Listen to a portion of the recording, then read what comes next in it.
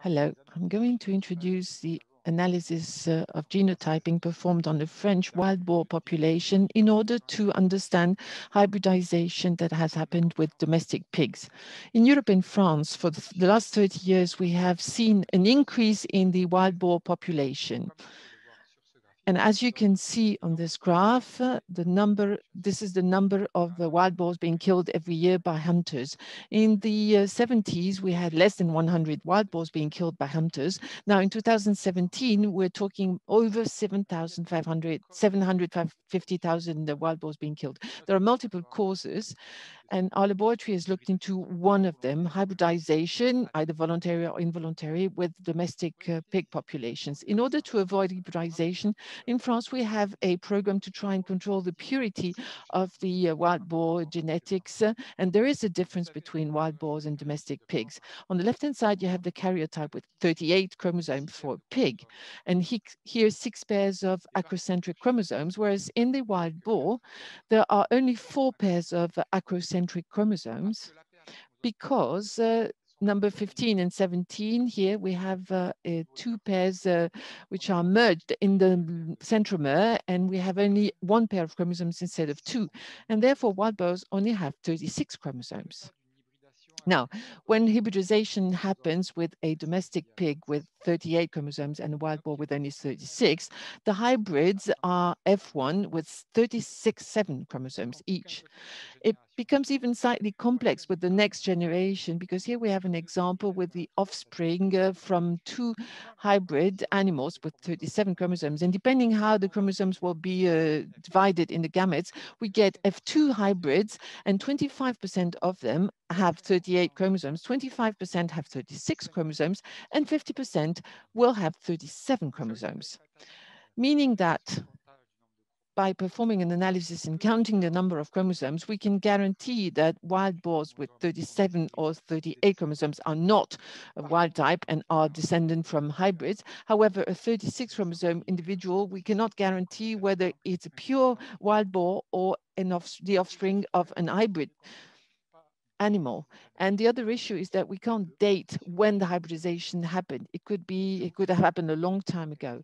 Now I'd like to introduce the results of the chromosomal status analysis we performed in the last 13 years. Approximately 5,000 sets of analyses were performed, and 13% of the wild boars have 37 chromosomes and 2.3% have 38 chromosomes. Now, the total number of hybrids or offspring of hybrids is 15%. Now, in order to liberate ourselves from the limitations, we genotyped 362 wild boars with the porcine 70K chip.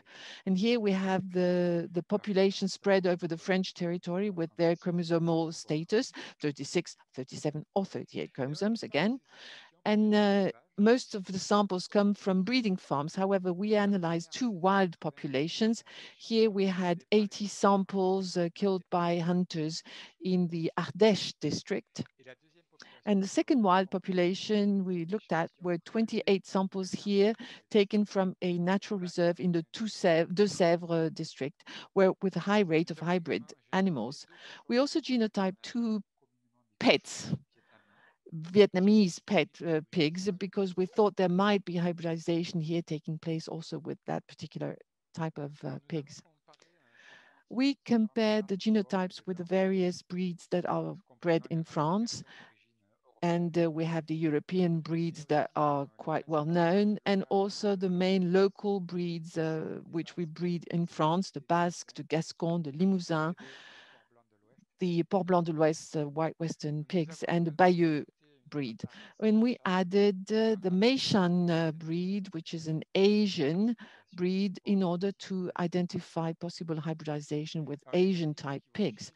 The analysis you're going to see now has been done with the SMP, which are common to the various chips that we used, i.e. 42,000 SMPs.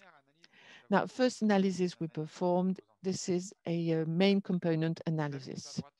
On the right-hand side, we see the cluster of wild boars. And if we move along the main component, first main component, we have the local breeds with the Port Blanc de l'Ouest, the Basque, the Limousin, the Gascon, and the Bayeux breeds, followed by the Landrace, Pietrin, large white breeds, and finally here Duroc and the Asian pigs, which stand out thanks to the second main component. Now here we identify with their respective numbers 13 pigs which are outliers.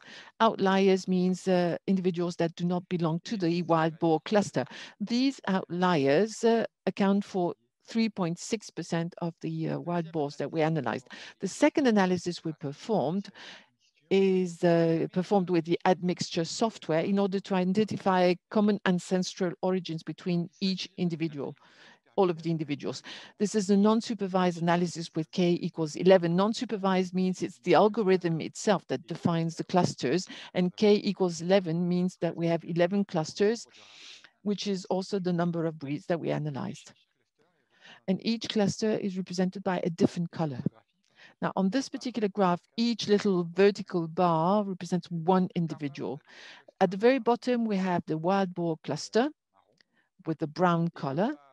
And at the bottom of the brown box, you see the domestic pig origins identified for each individual wild boar. The domestic pig origin varies between 0, 0, and 17%, and we find the domestic origin greater than 1% in 60% of the animals, i.e. there are traces of introgression in the vast majority of the wild boars that we looked at. Here we have a focus on the outliers, which we have analyzed with the main component analysis. The values here show you the percentage assigned to each genetic type. Now, note that we have a very low proportion of wild boar genetic type, less than 58%, confirming the recent hybridization that has been observed in these individuals. The second thing that we observe is the high percentage of green color, which is the Meishan genetic type, 9 individuals out of 13, meaning that 2/3 of the individuals actually derived from hybridization with Asian type pigs. And here we see a hybrid with a Gascon pig ancestor, 3 hybrids here with patterns that are quite similar, apparently a mix of European breeds, most probably a breed that we did not analyze in our data set, and we think about an Anglo-Saxon breed possibly. We also didn't detect any outlier in the wild populations, meaning that hybridization is probably strongest in the populations bred in breeding farms. Now, in order to confirm the ancestral origin between the various populations that I mentioned earlier, we have the wild population from Ardèche, the wild population from Deux-Sèvres district, which we compared with the purest wild boar population. And the purest wild boar population actually comes from a breeding farm where the chromosomal status of each animal was analyzed, and we did not reveal any hybrid animal with 36 or 37 chromosomes. In Ardèche, in the Ardèche district, we see a faster increase than in the other 2 populations. And if we look here at the way the samples are spread over the whole Ardèche district, we find that introgression is homogeneously distributed, meaning that the introgression happened a long time ago. In conclusion, if we compare the 2 techniques that we implemented to analyze hybridization on 283 individuals for whom we looked at the chromosomal status as well as the genotype, we have got relatively different results. Only 20% of hybrids or descendants of hybrids for the chromosomal status analysis, and many more when we analyze the genotype with 48% of the wild boars being offspring descendants of hybrids, which means that it speaks in favor of the evolution of techniques for wild boars and pigs. The genotyping allows us to quantify the hybridization or the introgression which may have happened, but also to date the time at which the hybridization took place. We identified 3.6% of recent hybrids including the fact that many of them had 36 chromosomes. I would like to thank the people who helped us with this project, and I thank you for your attention.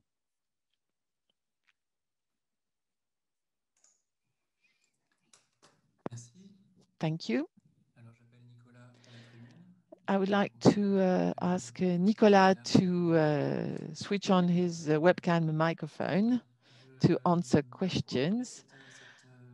Now there will be a short Q&A session, and while the audience asks questions through the Q&A function, I would like to ask one question myself. Are there any phenotype differences between crossbreeds, hybridized animals between wild boars and domestic pigs and wild boars first generation? And if the differences are there, will they then disappear with the next crossbreeds? Could you shed some light on this particular issue? Of course, there are differences, especially in the first generation.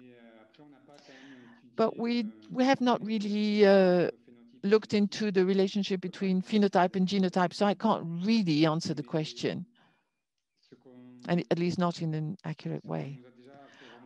But what we have been told is that there are wild boars with phenotypes that really make them look like domestic pigs. Sometimes they have pink paws or slightly pink paws, and we think they might be hybrids, but we don't really have an accurate knowledge of the relationship between genotype and the phenotype following hybridization. Thank you very much. I would like to give the floor to Jean-Pierre to see whether we have any questions from the audience. Yes, there is a first question. The increase in the wild boar population, is that due to the increase in prolificity of the female animals? Well, yes, of course, we suspect there might be a strong connection between the overall increase in the wild boar population and the increased prolificity. Normally, the litter for wild boars will be 3 to 5 piglets. And more frequently now, we see litters going up to 7 or even 8 animals. And we think that this might be due to the hybridization process. No other questions for now. I had an additional question. The genomic analysis data seem to be quite promising in order to get a better knowledge on the hybridization process. But can you tell us something about the cost difference between the two approaches, the cytological genomic approach? Well, the cytogenetic analysis we perform in our vet school in Toulouse costs 36 euros. Genotyping will cost between 40 and 50 euros, more or less. Depends on the chip you use. Depends on the density of the chips. So we're talking similar prices, really. But it would be less difficult for the breeders and for the vets taking the samples, because the cytogenetic analysis means that we have to receive a blood sample, and also the cells that we receive have to be alive. They should not be contaminated. It means that we have to take samples on wild boars in very aseptic conditions. It's not easy if we're talking about bred wild boars. And if we're really wild, living in the wilderness, it's even more difficult. And if we could perform the analysis from, say, a sample of ear tissue, it would be easier. Okay, do we have another question? Yes, there are more questions coming in. Is there a change in the seasonality of the wild boar life? And another question regarding the notion of purebred wild boars, because do we surmise from these results that there is no such a thing as a pure wild boar? Well, regarding seasonality, according to the information we received from people who are in charge of managing wild populations, there seems to be a seasonal factor. There are differences now, and we end up with the female having more than 1 liter per year. Is this due to genetic factors, climate changes? We don't know. And regarding the second question, pure wild boars, well, according to the data derived from the Ardèche district wild population, where there is no management program, there is nothing being done to make sure that they are pure. Well, we have not found a pure wild boar for a while now, so we don't even know whether there is such a thing as a pure wild boar, a real wild boar. Maybe there are different data in different areas, but that's what we have found in the Ardèche district. Well, thank you very much. Thank you for your answers. No more questions? I think we have to move on, and if there are more questions, we will keep them, and we will reply to those questions online, because we now need to move on to the next presentation. The next presentation will be delivered by Audrey Ganteil. She's also from the UNR in Regen-Fees, and she's going to tell us about genetic diversity during the creation of a synthetic lineage. Thank you. Can someone start the slideshow?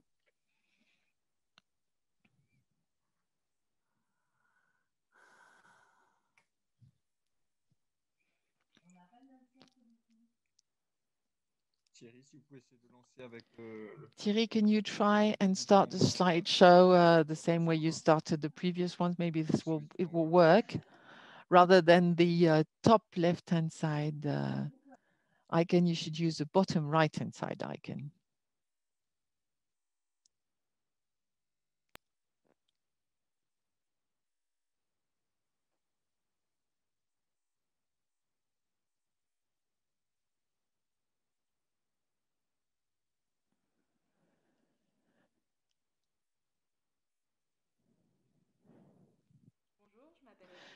Hello, my name is Audrey Ganteil.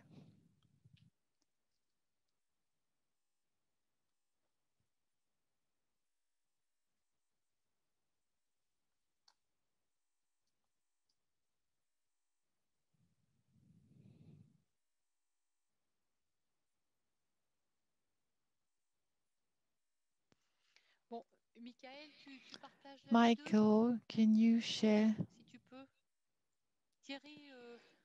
the G2 presentation with us? Michael, can you take over?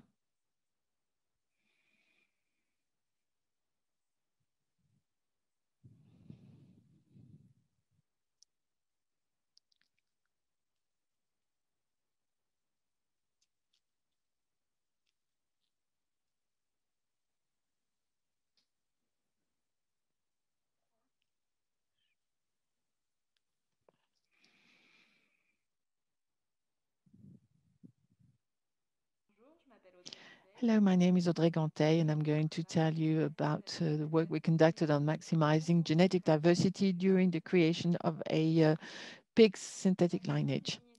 Creating a synthetic lineage is something we do to meet the current and future needs of our industry by crossbreeding 3 races with complementary abilities, and usually the first generation are created without selection, and at a later stage, we will start defining the specific aims for selection.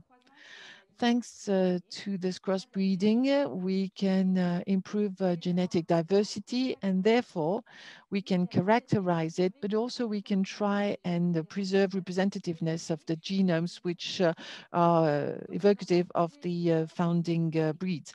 So in this project, we try to distinguish, to achieve maximization of genetic diversity during the first generations. And then we will produce a sustainable and lasting lineage with genetic improvements.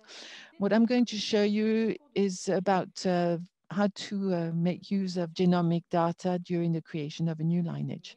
This new lineage is derived from a three-way crossbreed between Pietrin boars and large white females. And then the Pietrin large white animals will be crossbred with Duroc animals. And this will give us the first generation in the new lineage, G0, and then the second generation, G1, and the third, G2.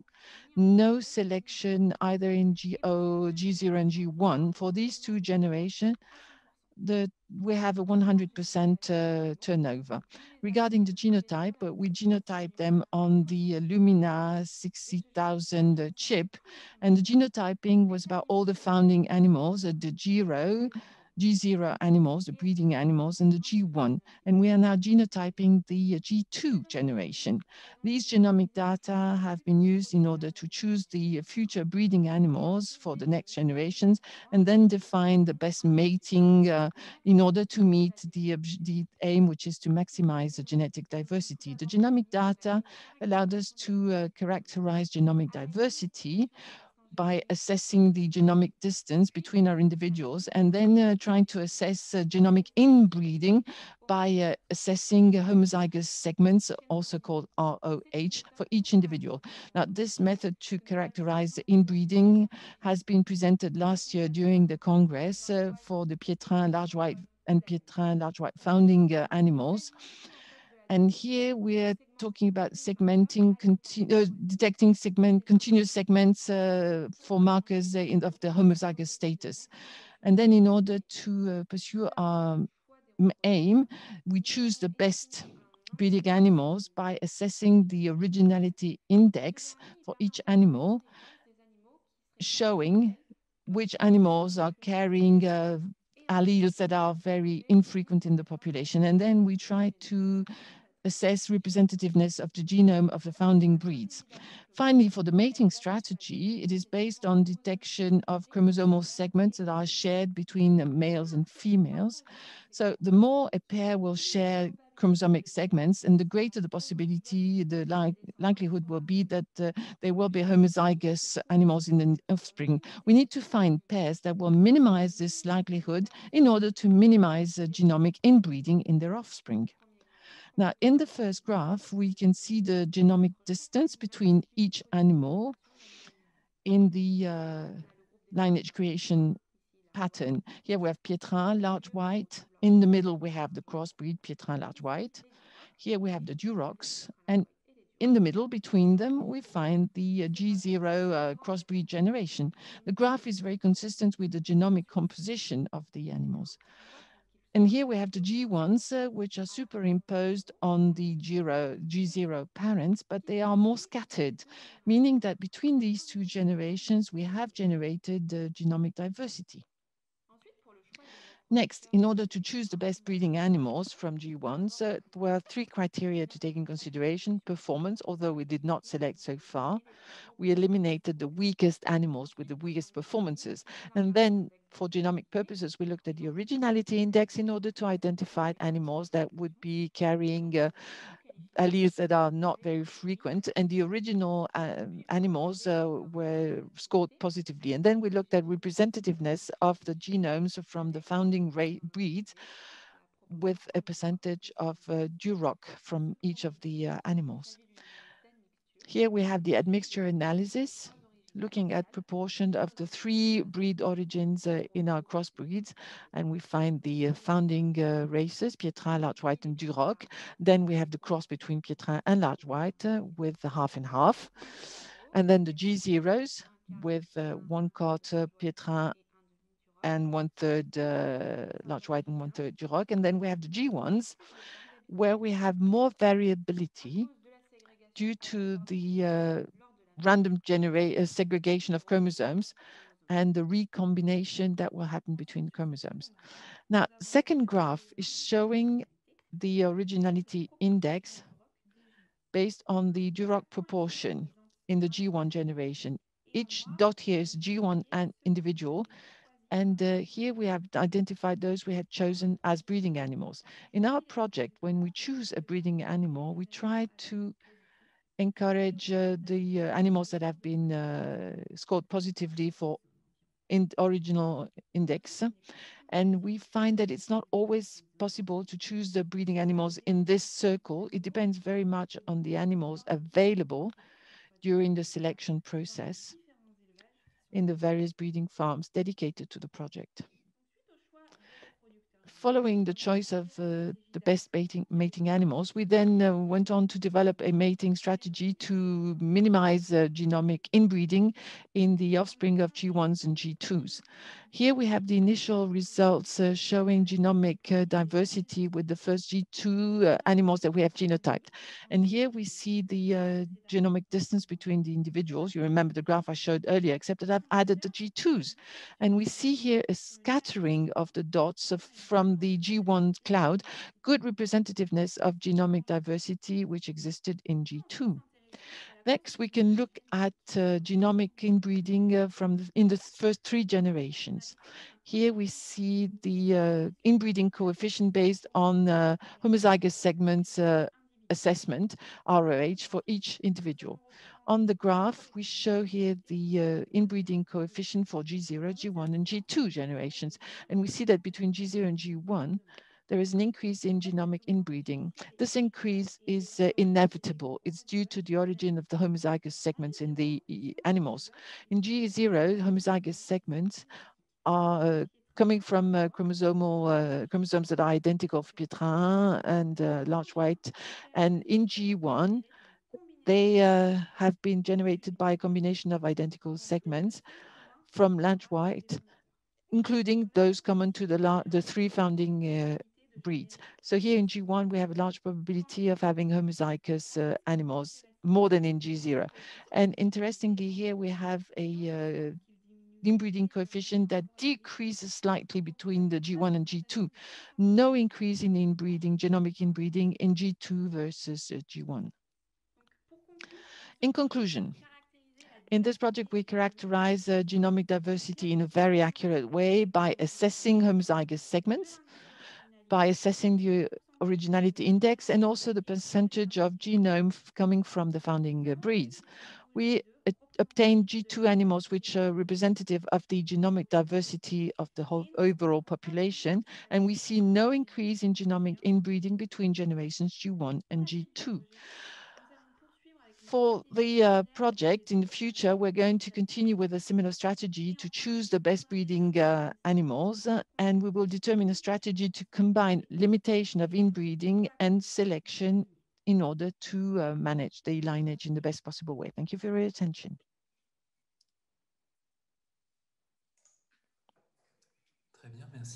Thank you.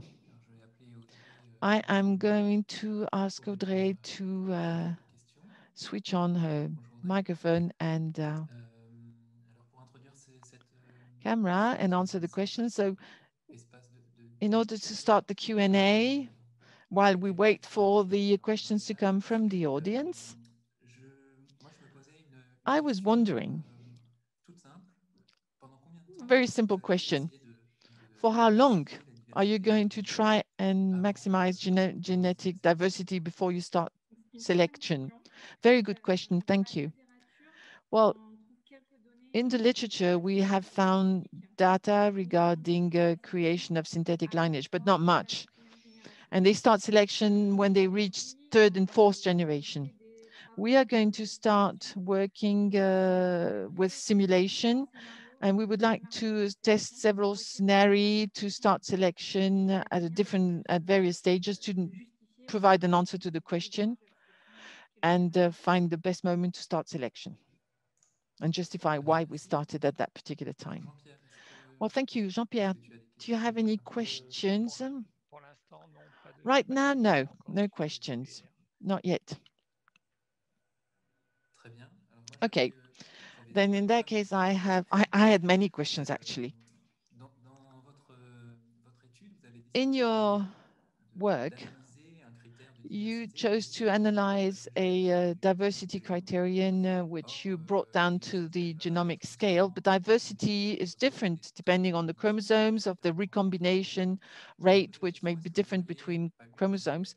Wouldn't it have been more relevant at some stage to look at what was happening really on the chromosome level to try and obtain this maximization effect? Would you have had different results?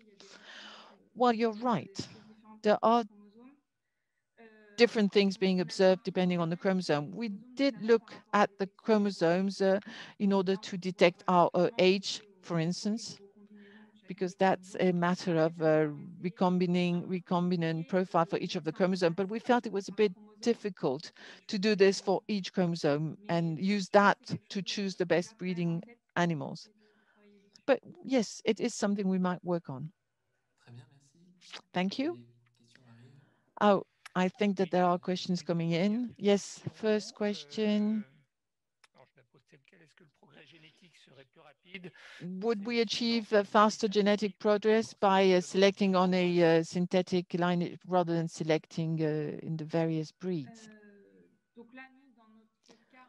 Well, we talk about unselected pure lineage, and then we have our own lineage. So we are mixing, and then we start selecting, hoping that we will achieve a genetic improvement. But I'm not sure I actually understood the question. Maybe the question was not phrased clearly enough. Selection will take place once the synthetic lineage is being created. Well, so far, what we do is that we rule out animals with weak performances, and then there will be a real selection pattern being implemented. Okay, do we have time for one last question? No, I have no more questions. Maybe, oh, there is one. This one just came up.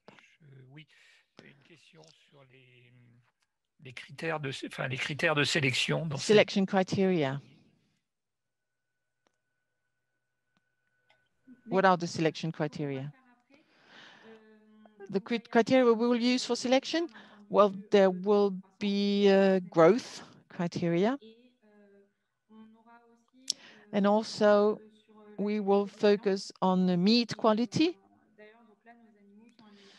And our animals are being analyzed for intramuscular fat, for instance. Thank you. Okay. We move on to the next presentation. And if there are any unanswered questions, Audrey, you will be able to answer these questions later. And we're now going to listen to Patrick Gagnon from the Quebec Development Center. And he's going to tell us about new adjustment methods for the performances in the farm, and if we could have the slideshow maybe.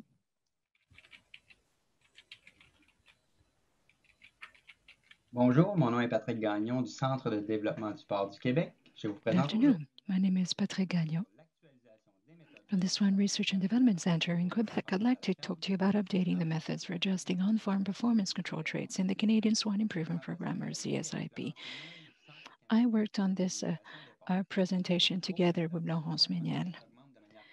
In Canada, market carcass weight has increased steadily in recent decades by about 1 kilogram per year. This increase affects the distribution of weights for internal control in breeding organizations. Over the past 20 years, there has been an increase in the average survey, or rather sample weight.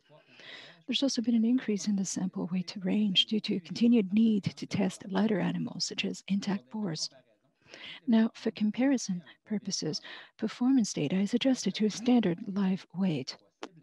With the constant increase in target weight, these adjustment factors should be reviewed regularly. In addition, the increase in the range of sample weights makes the adjustment more complex than before. Now, the main objective is to develop statistical models for pig growth that factor in the fat and muscle deposition against the backdrop of increased slaughter weight. For a given trait, the current adjustment equations are defined according to the chosen target weight and are not necessarily suitable for other weights. The proposed new approach aims to represent each trait over the animal's entire growth cycle to have adequate adjustments, regardless of the sample weight and target weight. Repeated measurements were made on nearly 2,000 individuals from the Duroc, Landrace, and Yorkshire breeds. There have been 13 tests in 7 breeding farms. The individuals were weighed at approximately 30 and 50 kilos. At the 80-kilo mark, other measurements were added: BFT, back fat thickness, BMT, back muscle thickness, and IMF, intramuscular fat. The measurements were taken every 2 weeks, to the tune of 5 or 6 measurements every time. Now, for age and weight, we're talking 7 or 8 measurements taken between 30 and 160 kilograms. So there are 2 steps in the adjustment method. Number 1, you need to first define a benchmark equation that creates an adequate model for the trait based on a covariable. So 3 equation types were selected: a linear equation with a breaking point at 120 kilos, and a 2-parameter Gompertz equation, which is a sigmoidal growth curve already used for pigs and for other species. Second step, individual adjustment. That's the adjustment of the benchmark equation according to the benchmark group and the individual's observed performance. So we have compared 2 adjustment methods. First, the deterministic method that applies a multiplicative correction factor, as is currently the case in the breeding program. The new proposed Bayesian method means we assume that the parameters of the benchmark equation are based on a probability distribution that depends on the group and the individual's observed performance. As part of this project, a method is based on the k-nearest neighbors algorithm, or KNN, to estimate the distribution. This is an example where we estimate the age for a target weight based on a single observation. Let's take the Gompertz equation. Let's use it as the benchmark equation for each individual. It is possible to use the repeated measurements to estimate the values for the 2 equation parameters that give the best adjustment. The set of points forms the ex-ante joint distribution of the 2 parameters. Of these points, we consider only those coming from individuals from the same group, that is, the same sex or the same breed. We exclude individuals from the same on-farm test as a test animal are excluded to obtain a different calibration dataset than the validation dataset.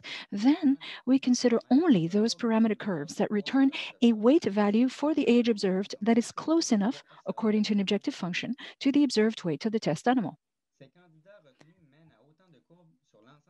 These successful candidates each lead to a curve throughout the animal's entire growth cycle. Please note that all these curves go through the value observed for the test animal, since that was a criterion of the objective function. It is possible to estimate the age at any target weight. The median value at the target weight is used as an estimate. A measure of dispersion, such as variance, can also be used as an indicator of the uncertainty of the estimate. In this table, you will find the 17 models compared for the 4 traits.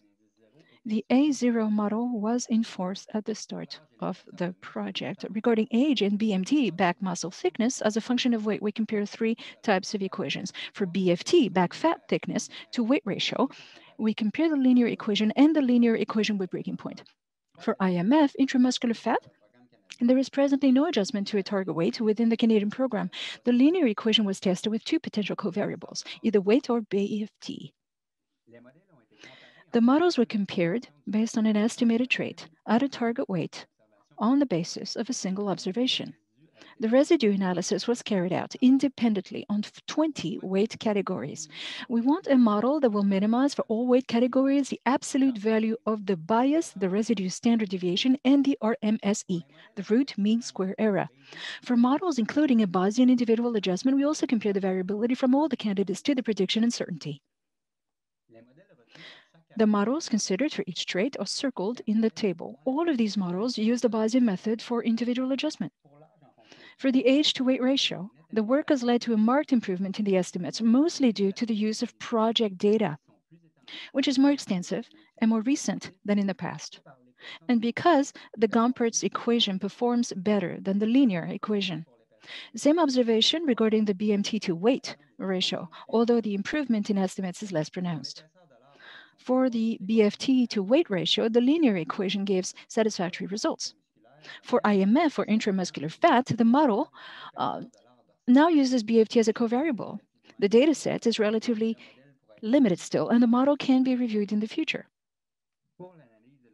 Regarding variability analysis, the Telegram diagram shows that the model is considered a non-biased, but there's a subdispersion of estimates, meaning that the real uncertainty is greater than the estimated variability. Therefore, the variance of the candidates considered cannot yet be considered as an estimate of the prediction variance. By way of conclusion, the project has made it possible to update the models for the Canadian program. A growth curve is now used for weight versus age, for BMT versus weight. The project also made it possible to develop a preliminary adjustment model for IMF, intramuscular fat, and to develop a new method for individual adjustment. The next steps include implement the new approach by the end of the project. And at a later stage, we are committed to a periodic collection of repeated on-farm measurements to populate the reference database. Over the short term, this will help us improve the equations. In the medium term, we can fine-tune the group definitions. Other criteria besides sex and breed, such as the farm or the season, can help define a more specific group. For now, we cannot include too many criteria because the groups would be too small in size. Over the longer term, assuming the size of the database allows it, the group definitions can become rather specific and allow for the elimination of benchmark equations, so we can base ourselves solely on the groups and the performance observed. I would like to close by thanking the breeding organizations for the financial support: AGC, Alliance Genetics Canada, AlphaGene, and Le Port Notre-Dame. Many thanks also to AAFC, the Agriculture and Agri-Food Canada organization, which funded the project via the Agri-Science program. Thanks to the organizers of the GRP Swine Research Seminar for this rare opportunity to present our work in French to an international audience.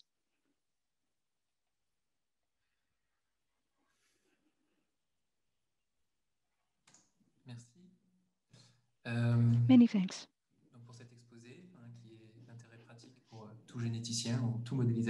This presentation is particularly interesting from a practical point of view for all geneticists. We have time for a few questions. I'd like to ask Patrick Gagnon to join us.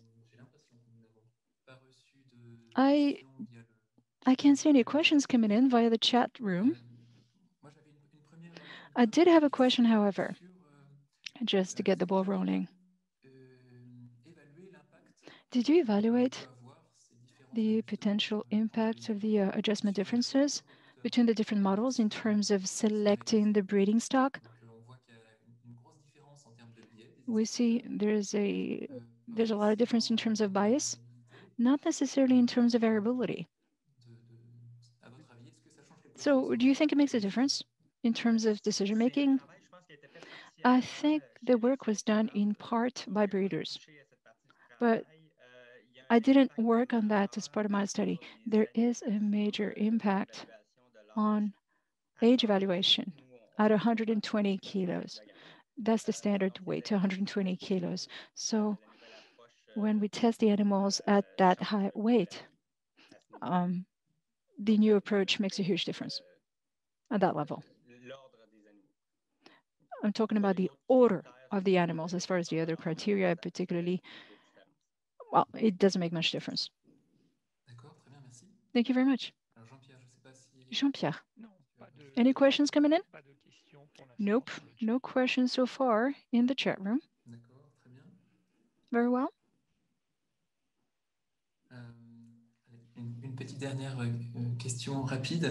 One last question, a quick one. In your paper, you said you needed to collect further information so as to increase the number of observations per class, per category. So do you have a target in terms of how much data you want to collect? Well, we have yet to determine that objective, and we will do that with the breeders. Now, at a very minimum, we have a periodic approach. We don't want to go all in every 5 years or every 10 years. Now, we want to work on a continuous basis in terms of the test, in terms of the number of tests or the number of individuals. That has yet to be determined. Well, at least we stand at 2,000, maybe at least 10,000. so we can improve the distribution. Something you need to understand. For now, the number of individuals per group is so limited that we are unable to cover all of the possibilities for a given animal, which explains the current dispersion. So that's something we need to determine in the next few months together with the breeders. Okay, thank you very much. No questions have come in since last time I checked. There may be one question, says Jean-Pierre, but I think the author answered it. Do we have any idea regarding the amount of data that we need to accumulate in order to improve the accuracy of the equations? As I said before, we have yet to perform this evaluation in terms of statistical power or robustness. So, rule of thumb, I'm thinking 10,000 individuals, but we have yet to determine that more specifically. It's just a ballpark figure. Thank you very much. If there are other questions, please ask them via the chat channel or the Q&R channel. Without further ado, I suggest we move on to the next speaker. Laurianne Canario from the INRAE GenFIS Joint Research Unit. She will discuss genetic changes in the behavior of sows and their piglets in early lactation. Lancer le diaporama et je vous retrouve pour les questions. Please start the screen share. Good afternoon. I'd like to present to you the results of a study on genetic changes in the behavior of sows and their piglets in early lactation. This study is based on a comparison between experimental lines. The work was carried out at the time at the Bourges experimental station. And I wrote my dissertation on it, and both Chloé Espinoza and Océane Girardie based their masters on it as well. Now, for a long time, breeding techniques targeted a handful of traits, which has potential repercussions on traits that may not be selected, but are correlated with the traits factored into the breeding objective. In this case, prolificacy goes hand in hand with positive maternal abilities, which include positive maternal behavior. We looked at changes in the yellow time window that you can see on the screen. Breeding targets for the maternal line including litter size and lean growth. As a result, we believe we are considering sows with positive maternal behavior. Up until the mid-90s, changes in litter size were limited. It's only later that they became much more significant. The annual trend is plus 0.17% piglet per year. The genetic gain regarding the number of live births has been steadily increasing. It should be noted that the size of the animals is also drastically increased as breeders selected lean growth trait, with a knock-on effect on the birth weight of piglets, which are therefore heavier than in the past. We then decided to look at two main questions. Regarding modern sows, is an improvement in maternal qualities correlated with stronger attachment and a more effective mother-piglet nursing relationship? And from the point of view of newborn piglets, are we also seeing behavioral changes? After all, growth performance is the result of interactions between the sow and the offspring, and the piglet's behavior may also influence their growth performance until weaning. Now, to what extent can we learn from this scheme, which is over 20 years old? In fact, the behavioral changes associated with genetic improvement before the 90s, which I'm going to discuss, may have been more pronounced at a later stage. You need to understand that the connection between maternal qualities and perinatal piglet mortality is still a major issue as we transition towards housing conditions where sows enjoy greater freedom of movement in individual stalls as opposed to a group pen. To estimate breeding correlated responses, our approach allows for a detailed characterization of the mechanism of action, thanks to fine-grained phenotyping. So we're talking the production of an experimental line. The genetic tendencies of large white sows were studied using frozen semen to recreate an ancient population. Crosses were performed between ancient or modern boars and females who were all of the modern type. The goal being to create two populations and study them in the same environment at the same time and over several generations. As a result, the genetic progress, or delta G, equals twice the difference in average performance between the two lines. The setup made it possible to confirm that the genetic enhancement of performance impacts individual robustness with more stillbirths, maturity difficulties at birth, and leg problems, which we suspect are connected to the fact that the 1998 sows have a shorter lifespan. So regarding behavior, we observe significant but rare changes around farrowing and a heightened sensitivity to the environment. As for maternal qualities, one can suspect an increase in milk output. Modern sows also mobilize their body reserves differently, and their prolificacy is higher than in the past.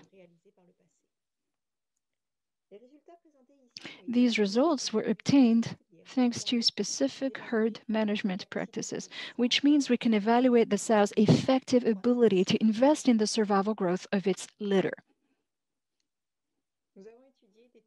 We looked at second-generation sows. These sows were raised in farrowing pens and subject to very limited intervention, so fostering was not allowed.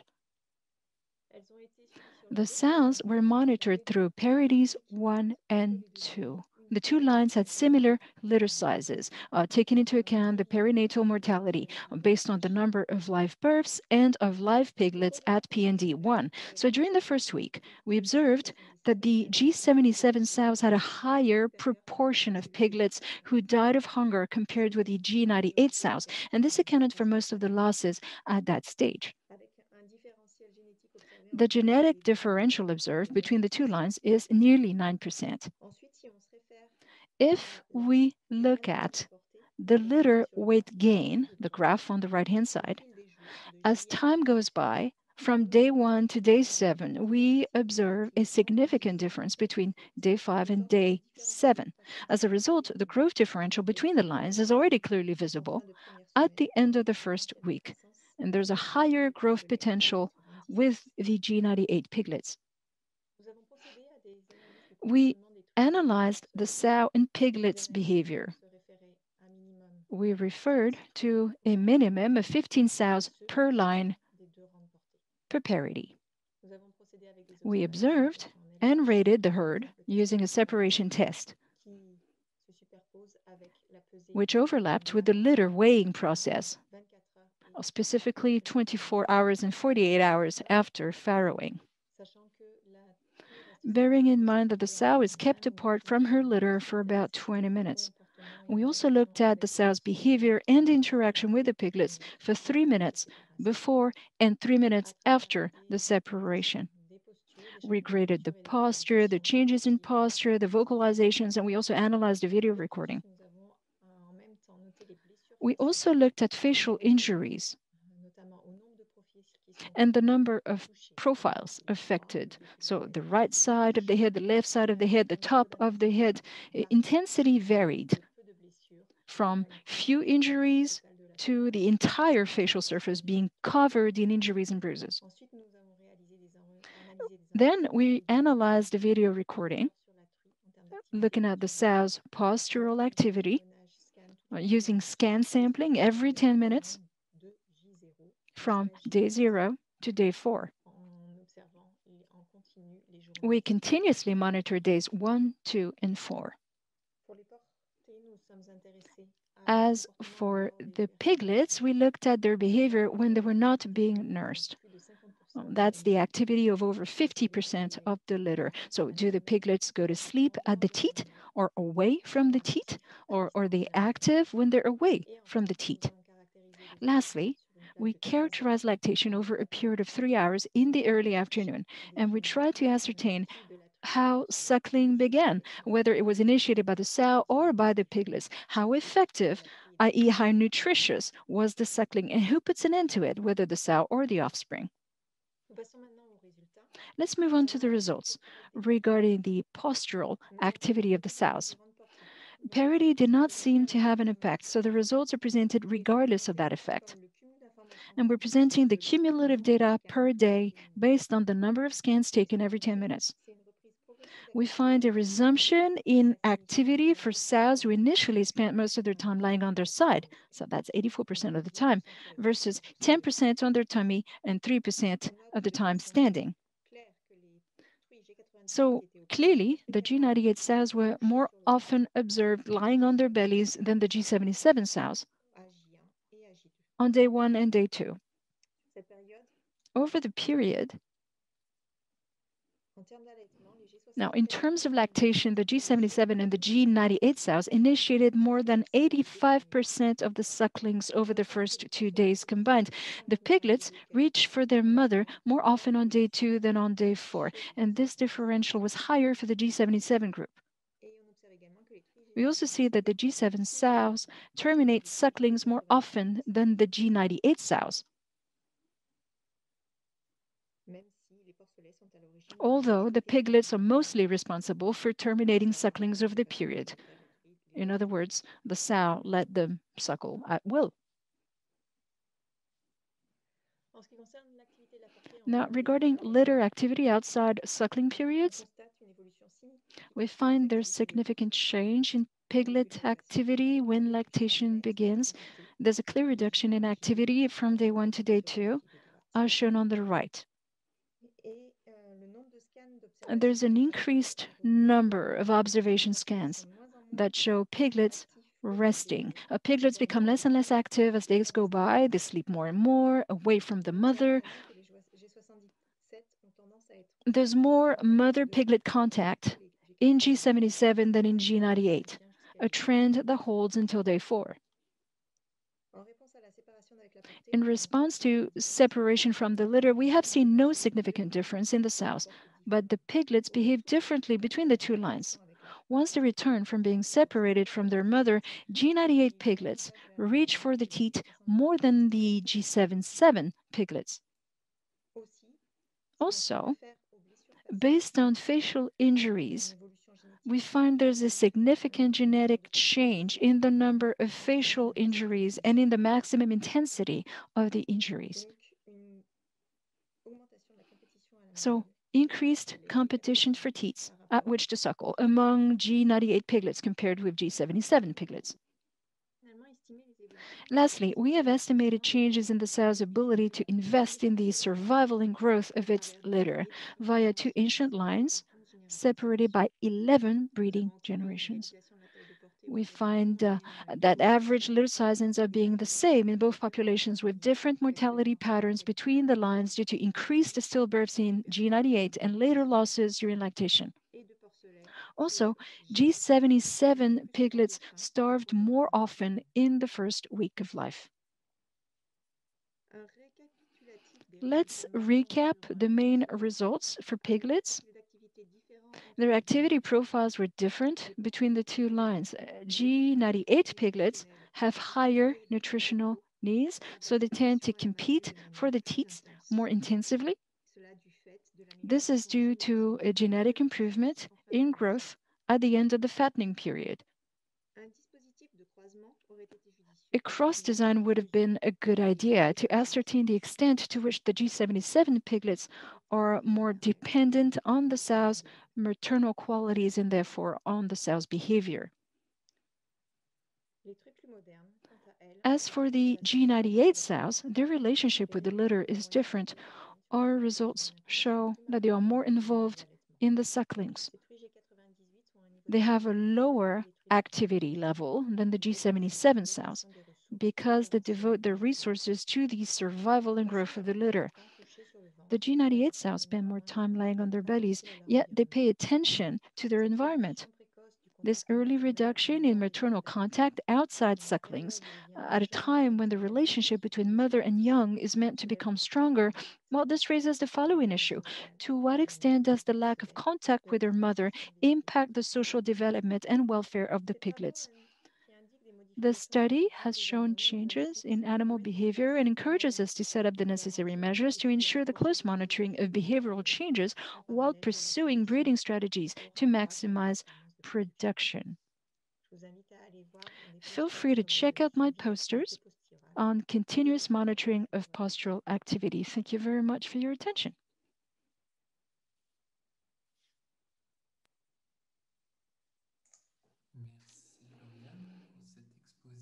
Thank you, Laurianne, for this presentation. Please join us on stage, or rather on the virtual stage. Can you please activate your webcam? I have. Oh, excellent. I can see you now, says Alban. We have time for a couple of questions. Jean-Pierre, I can see a lot of questions have come in. Yes. Question one, the results observed for large white, the large white breed, can it be extrapolated to other breeds for production sows? I'm not sure we can extrapolate just like that. I don't think it's possible to draw a proper conclusion unless you have made the necessary measurements. Now, populations as a whole evolve, they change. So obviously, the breeding design is going to have an impact on the next stages, that is production. So I can expect there are other sows that invest even more in the growth of the litter, and there are behavioral changes, obviously. But what we need is a targeted study. Otherwise, I can't answer your question. Very well. We have another question that's a little longer. How do you get to this conclusion that nutritional requirements are higher? This could also be the result of milk output being lower, or actually not increasing as quickly as prolificacy, which means that the consumption of milk is disconnected. If we look at piglet growth, as you have seen, this experimental design is slightly specific. The average litter size is the same, so we have the same number of piglets that stimulate milk output. And in terms of growth, we find that the G98 piglets show more pronounced growth at the end of the first week, and this trend becomes more pronounced at a later stage.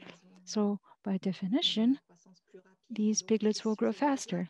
It is on this basis that we hypothesize that their nutritional requirements will be higher.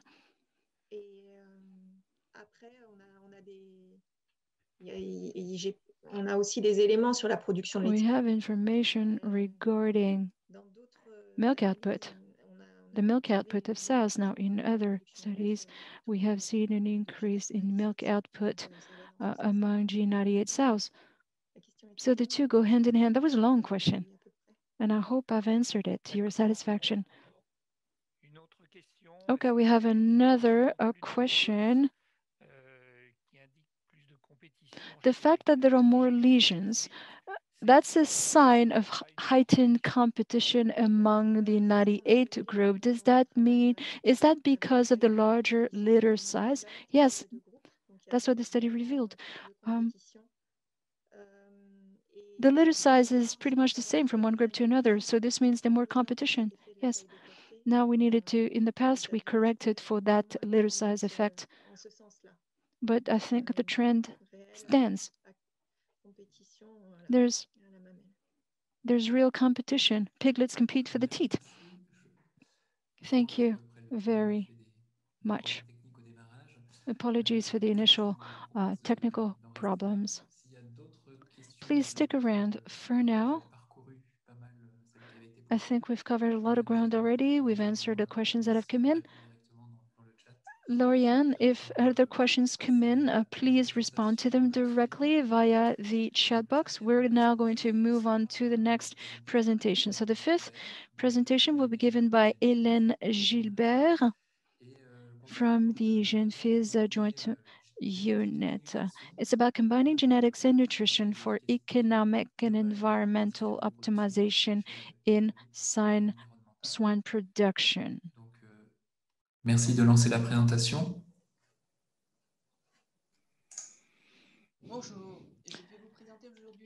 Hello, I'd like to introduce the study to combine genetics and nutrition in economic and environmental optimization of pig production systems. The study was conducted by Tara Soleimani in her PhD work in the Genfis laboratory in Ray, Toulouse. She was supported by ANR, Iranette Susan, and she spent some time in Australia in 2019 also working on this project.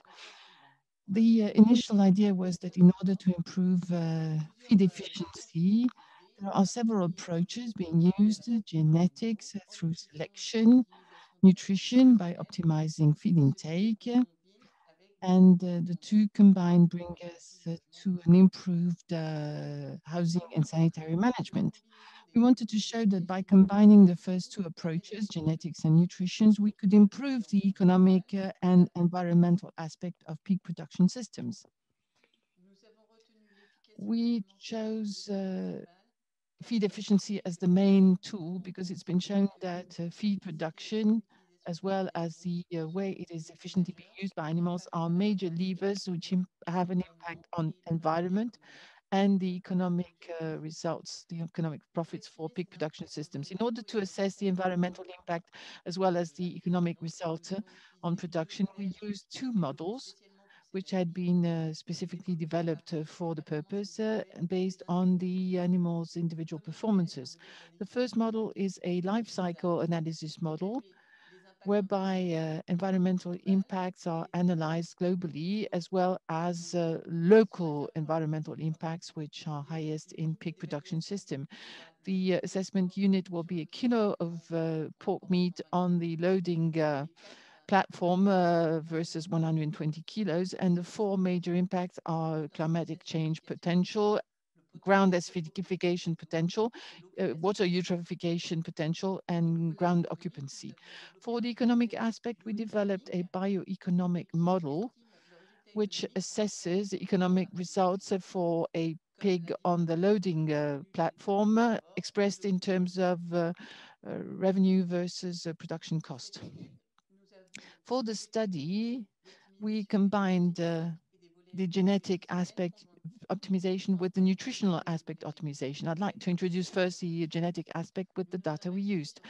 We used the data collected on the large white breed, the divergent lineage for their RFI, based on which is the feed efficiency criterion. The data was obtained from a homogeneous large white population, from which we derived a lineage which was efficient called RFI minus, and which consumes less than what is normally needed for growth and maintenance, and the other which was less efficient called RFI plus, or CMJR in French.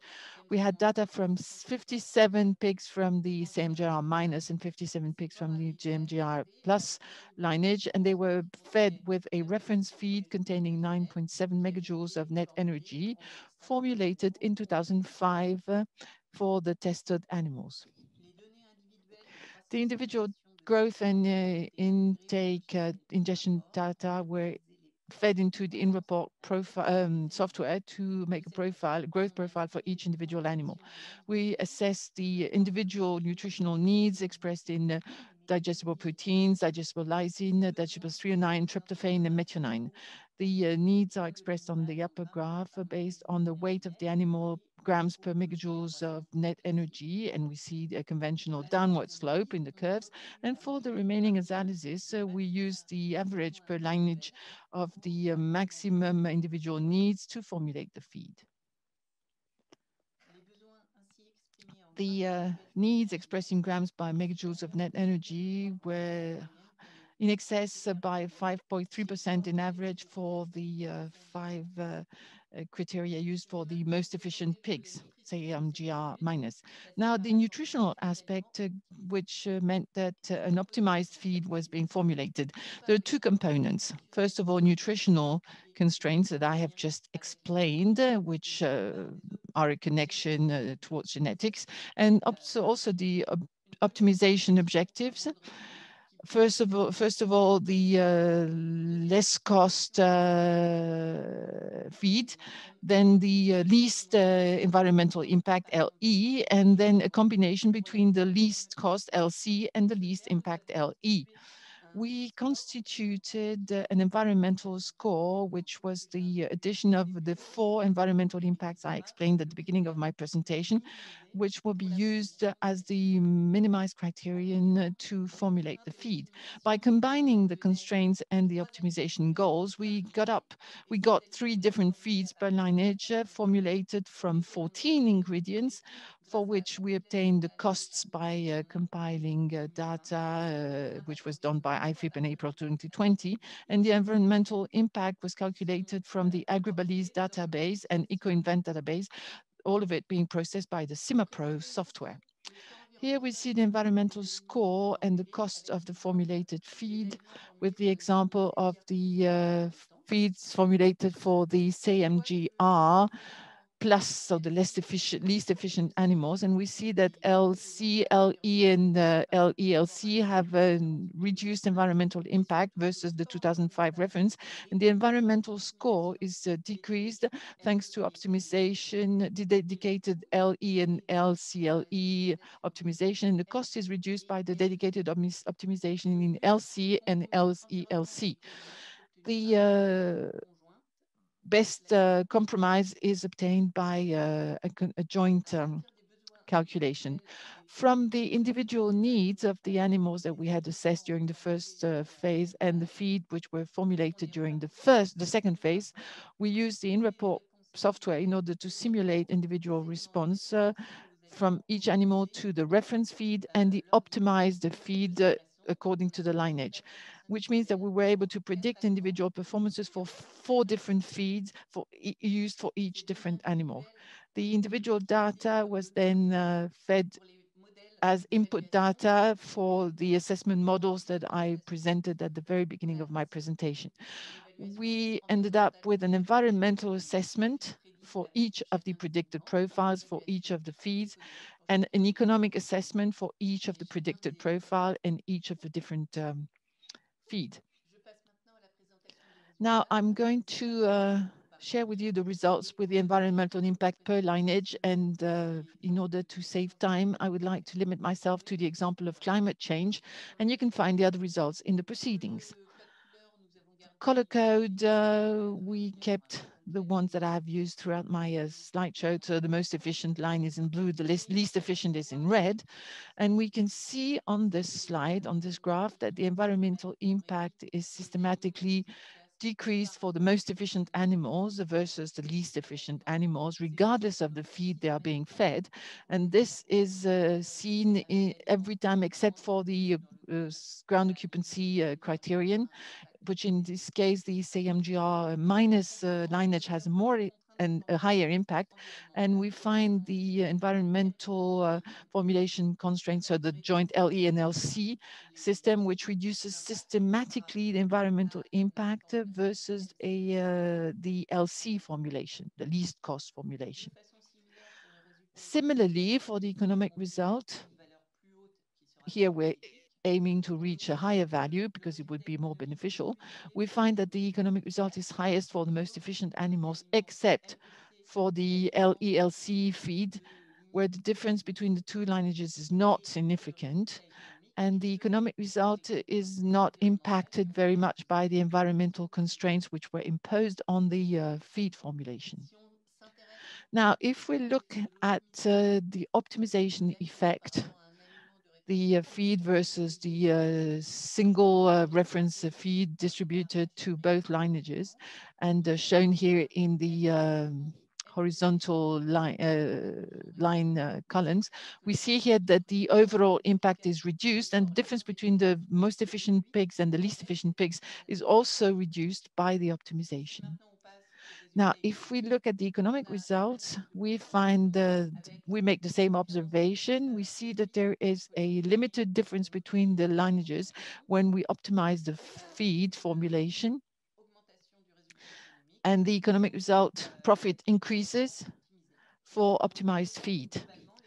Overall, the disadvantages of the least efficient animals are partially compensated for by the fact that we feed them, optimize the feed, which match their needs in the most accurate way.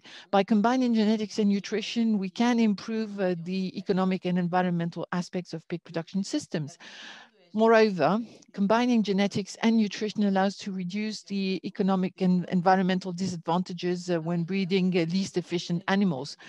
We will find them in the proceedings. Individual assessments give us access to covariations between characteristics, traits, environmental impacts, and economic results. And all of the results and the models allow to look into selection choices and farm management choices, which will allow a more sustainable production system. We would like to thank the UE Gen AZ personnel and our colleagues who developed the in-report software and the means platform, because this is what we use to express most of the results that I have shown today. And I would like to thank you for your attention.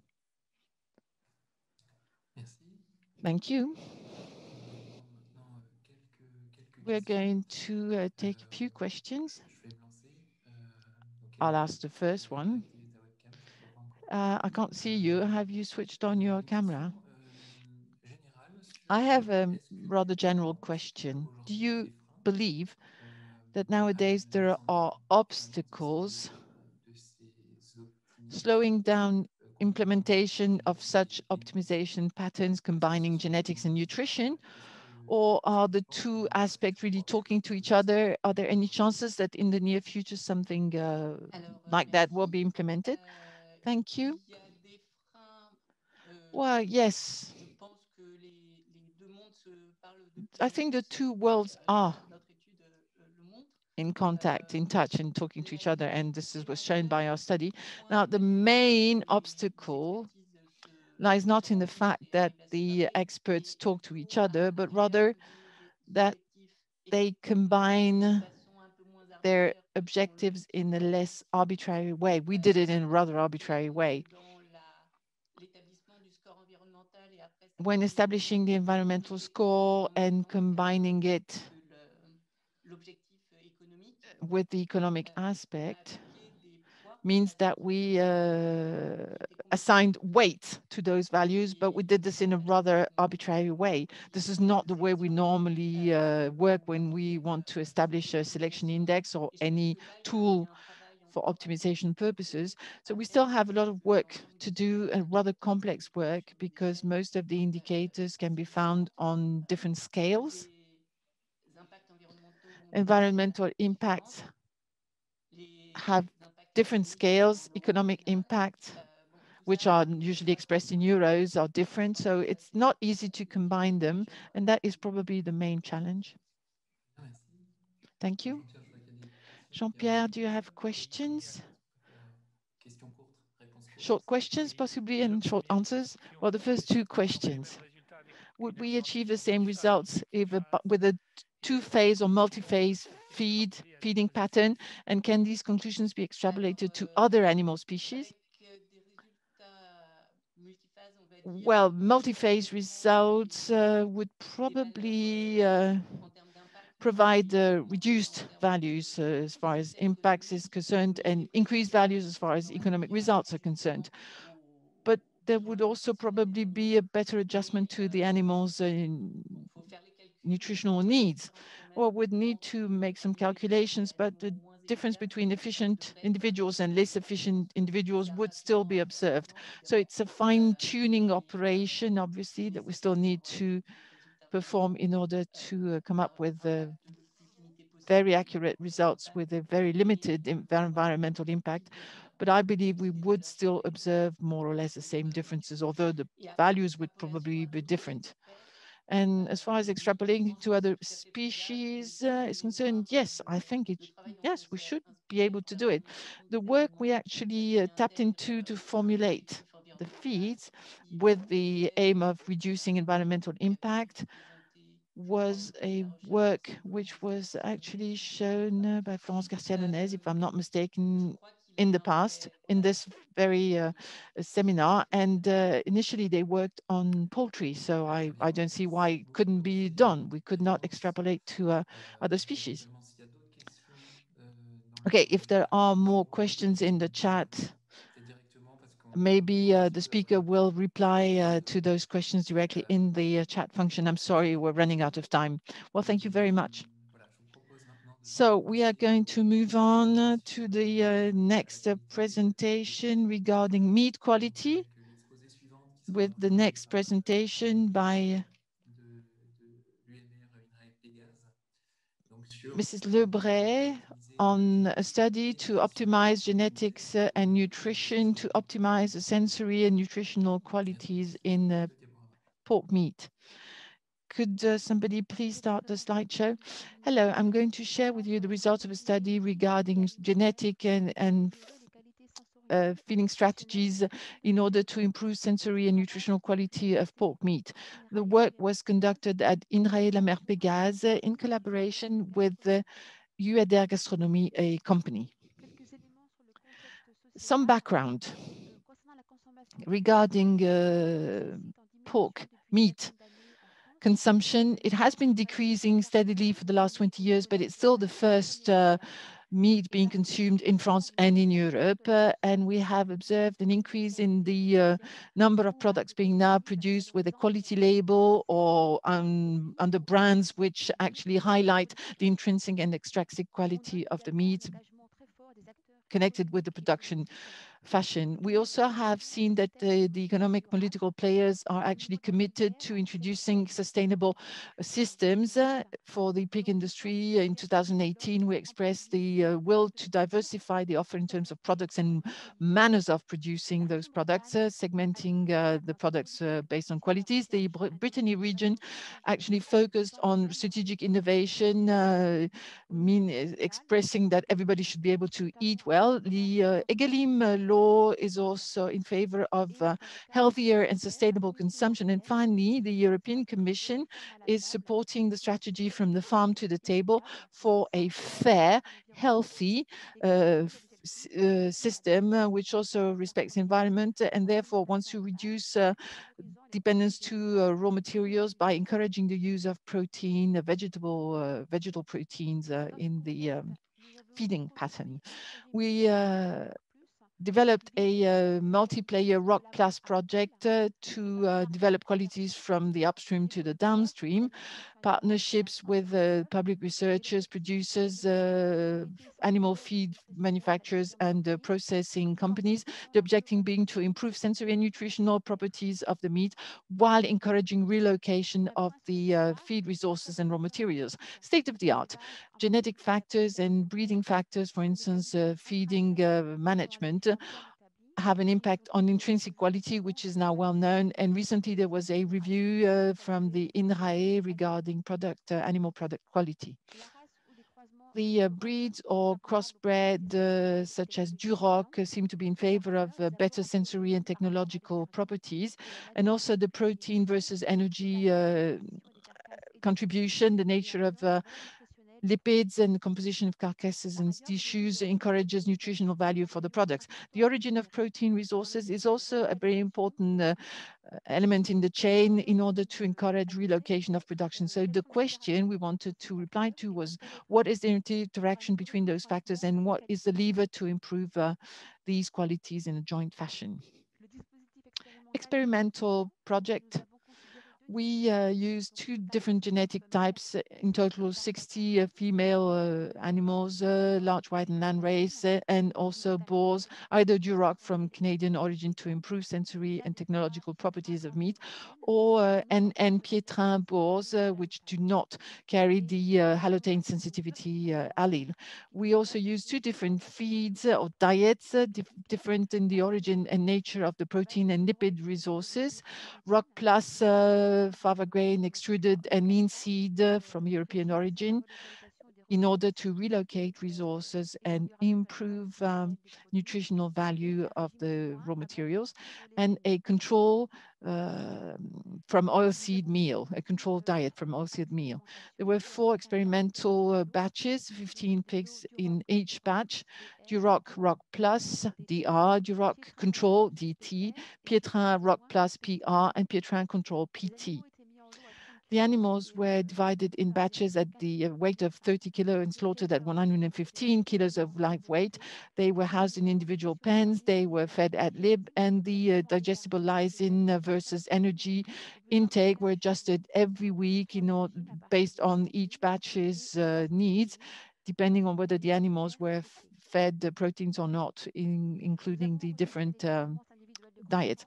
We recorded individual growth performances. We assessed the carcass composition. We measured the technological quality indicators. We determined the profile, lipid profile in the meat, and we also assessed sensory properties. All of these were assessed by a jury of experts. These are the results regarding animal growth.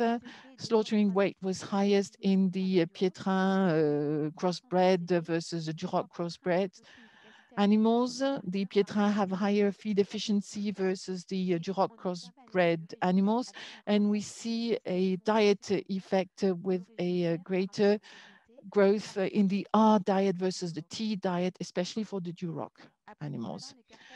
With equivalent weight, the carcasses of Pietrin pigs are lighter than Duroc pigs. This is due to the fact that they have less back fat, thickness, and M2 muscles are more important.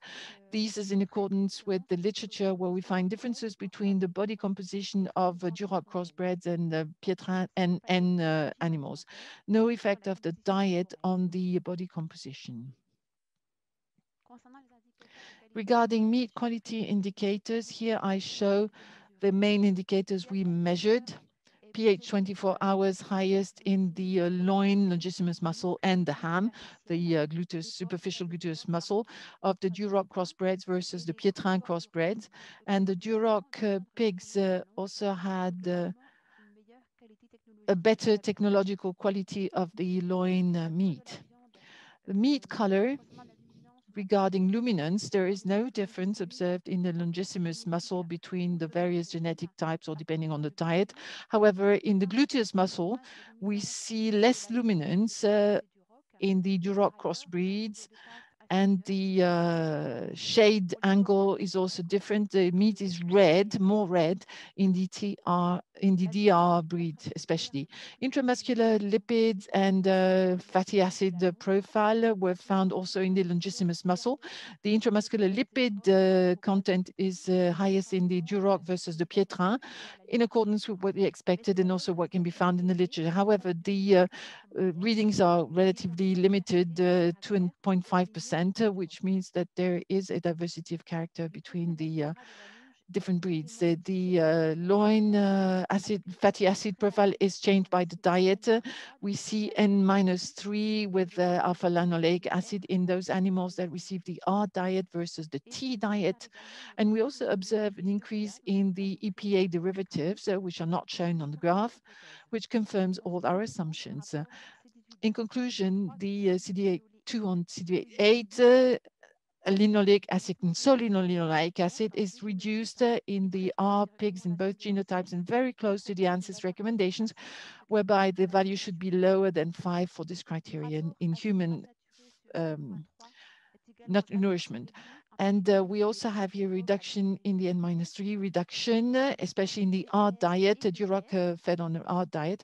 And here we see that this corresponds to the qualification criteria for our Bleu Blanc Coeur specifications. Sensory properties of the loin were analyzed by a panel of experts. Raw meat aspect, marbled meat more often observed with the highest intramuscular fat content, whereas the red color is equivalent between all 4 batches. The Duroc crossbreed meat is tender, with less sharing force, which is not shown here, and are considered more juicy. This is found in the literature, but not systematically, and the correlation calculated between biochemical characteristics and sensory characteristics shows that these results are partly combined with the ultimate pH and the intramuscular fat content, which is highest in the Duroc crossbreeds. The Pietrin crossbreeds have slightly higher flavor, possibly due to the fact that polyunsaturated fatty acids are more present than unsaturated fatty acids, which gives more flavor to the meat. The art diet did not seem to influence the sensory properties of the meat and did not lead to any change or alteration of either the smell or the flavor, which was a potential risk due to polyunsaturated fatty acid oxidation. Now, in conclusion, Duroc crossbreeds versus Pietrin crossbreeds give a meat with higher sensory and technological qualities, and growth performances and lean meat content are minor but satisfactory. The Rock Plus diet with the metropolitan fava beans and lean seeds versus the control provides a slight improvement in the performances without any changes in the body composition, and provide a good improvement in the nutritional qualities of the meat. The Duroc crossbreeds fed with fava beans and lean seeds seem to have better sensory, nutritional, and technological qualities as far as the meat is concerned, and this allows us to relocate the protein resources. We are looking at assessing the perception of those products by consumers, as well as assessing environmental impacts in order to develop a quality approach of our products. I would like to thank all participants to the study and all those who provided a contribution to the ROC project and also funding, obviously, and thank you for your attention.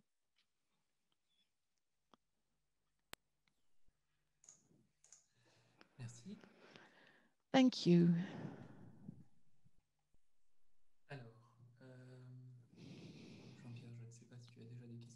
Jean-Pierre, I don't know if you have any question. Yes, first question.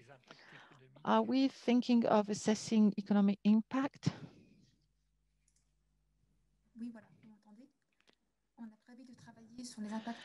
Yes, we are going to work on the economic impact in association with Guyader, this company who is our partner and works on products, and whether they are being well received and accepted by our consumers. I have another question. One of the aims in this study was to assess possible interactions between a genetic effect, breed-related, and a feeding aspect, where in your study, in your presentation, there seems to be close to nothing. Did you expect that, or were you surprised to find close to nothing? There is very limited interaction. The diet effect had a similar impact on the two genotypes, slightly different levels, but the response was similar. But all the results did show that combining the Duroc crossbreed genotype with the Roc Plus diet allows to reply to all the questions on how to improve sensory and nutritional qualities and also technological qualities, as we have seen in the results for pork meat.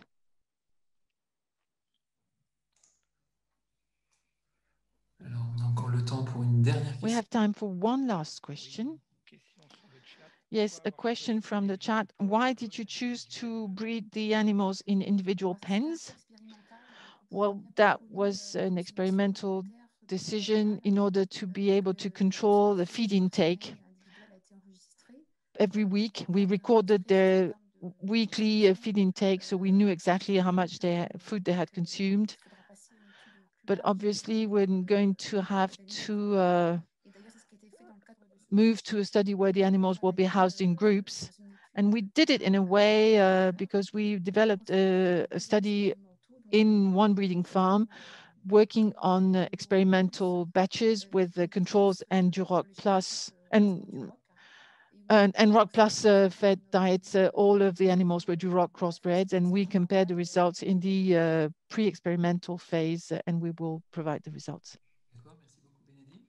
Thank you, Bénédicte. Are there any more questions? In that case, Benedict will be able to answer the questions through the chat. And we're going to move on. And the presentation will be delivered by Antoine Clincard from Leuven University in Belgium. And he's going to tell us about how often destructured meat defects are found in Belgium.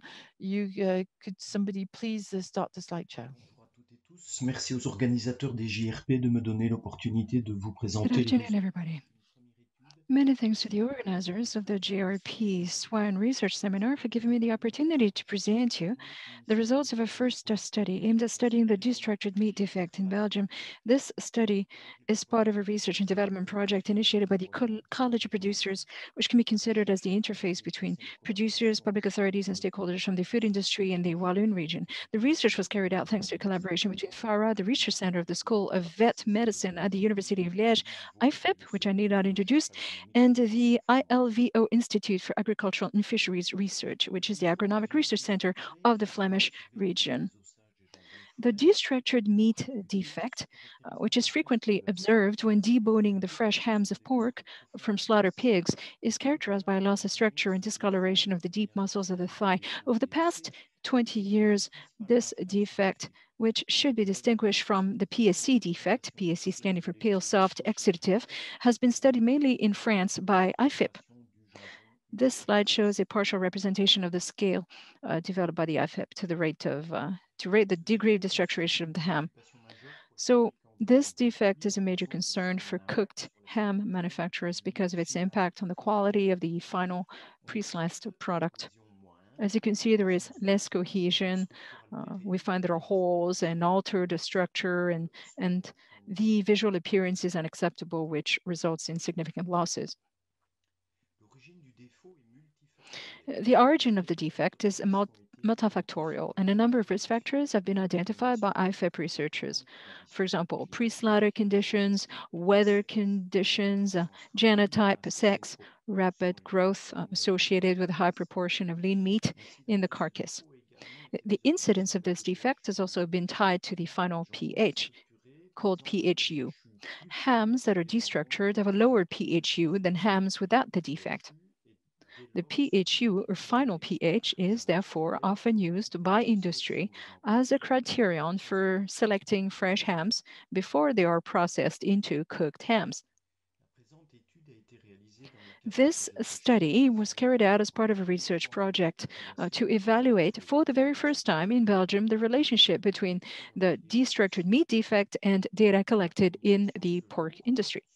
So my paper today focuses on data collected on the carcass at slaughter, on fresh ham at cutting and boning, and on cooked ham at processing and slicing.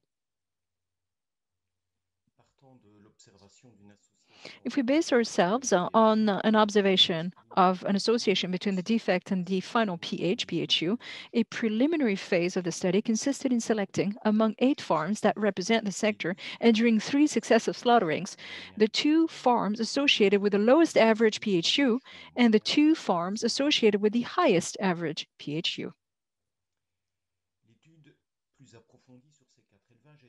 The more in-depth study on these 4 farms was conducted during 2 seasons of the year 2018. So the first one between weeks 22 and 27, that's late spring, early summer, and the second one during weeks 41 and 48, that's late fall. This phase involved a total of 1,735 pigs, of which 53% were females and 47% were barrows. So divided into 3 slaughterings per farm per season. All animals were slaughtered in the same slaughterhouse, which was representative of the commercial slaughterhouses operating in Belgium. The clock is ticking, so I don't have time to describe in detail the measurements carried out. You will find more details in the proceedings. So in just a few words, the measurements made at the slaughterhouse on the carcass concerned the European classification of the carcass, though fat and muscle thickness, lean fraction or content, weight of the warm carcass, pH1 measured in the semimembranous muscle. So during cutting, the day after slaughter, after measuring the pHU, the weight of one of the 2 hams was measured, and this was subjected to deboning and an evaluation of the degree of destructuring expressed as described above. color was measured on the semimembranous muscle, and a muscle sample was taken from the gluteus medius muscle, the goal being to quantify the loss of juice over time and therefore assess the meat's water retention capacity. The parameters related to the processing into cooked ham could only be measured on 238 of the animals sampled, taking into account a balanced distribution between farms and factoring in as much as possible the PHU variation within each farm. Processing operations were carried out at an industrial plant under the conditions usually applied by the manufacturer without incorporating phosphates. A number of parameters were measured during the process itself, particularly the technological yield. After removal from the mold, the hams were kept under vacuum at -1 degree Celsius for 4 weeks before being sliced. During the slicing process, defects such as the ointment-like effect or lack of cohesion or the presence of holes were visually evaluated on each pack of 4 slices.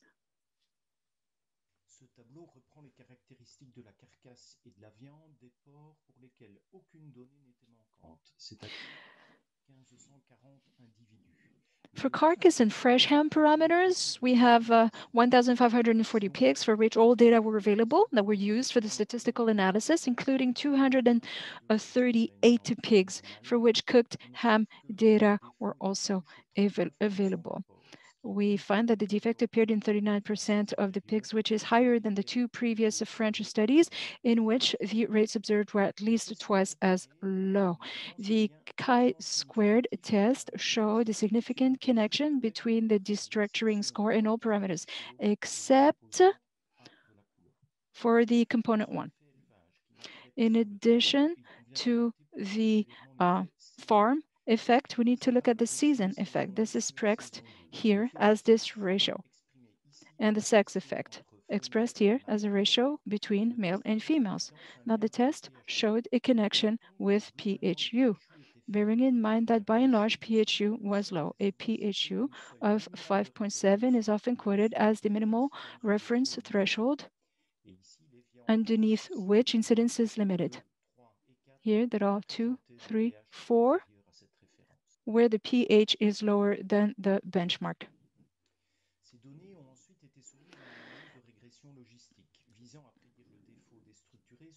The data was then subjected to a logistic regression analysis to predict the destructure defect on the basis of other variables. For this analysis, the destructuring scores were grouped as a binary score, 0 for grades 1 and 2 considered without defect, and 1 for grades 3 and 4 considered with defect. We find that season 2, the weight of ham, brightness, and the meat juice loss are positively associated with a defect. Conversely, the barrel factor, pH1, and also the A color component are associated negatively.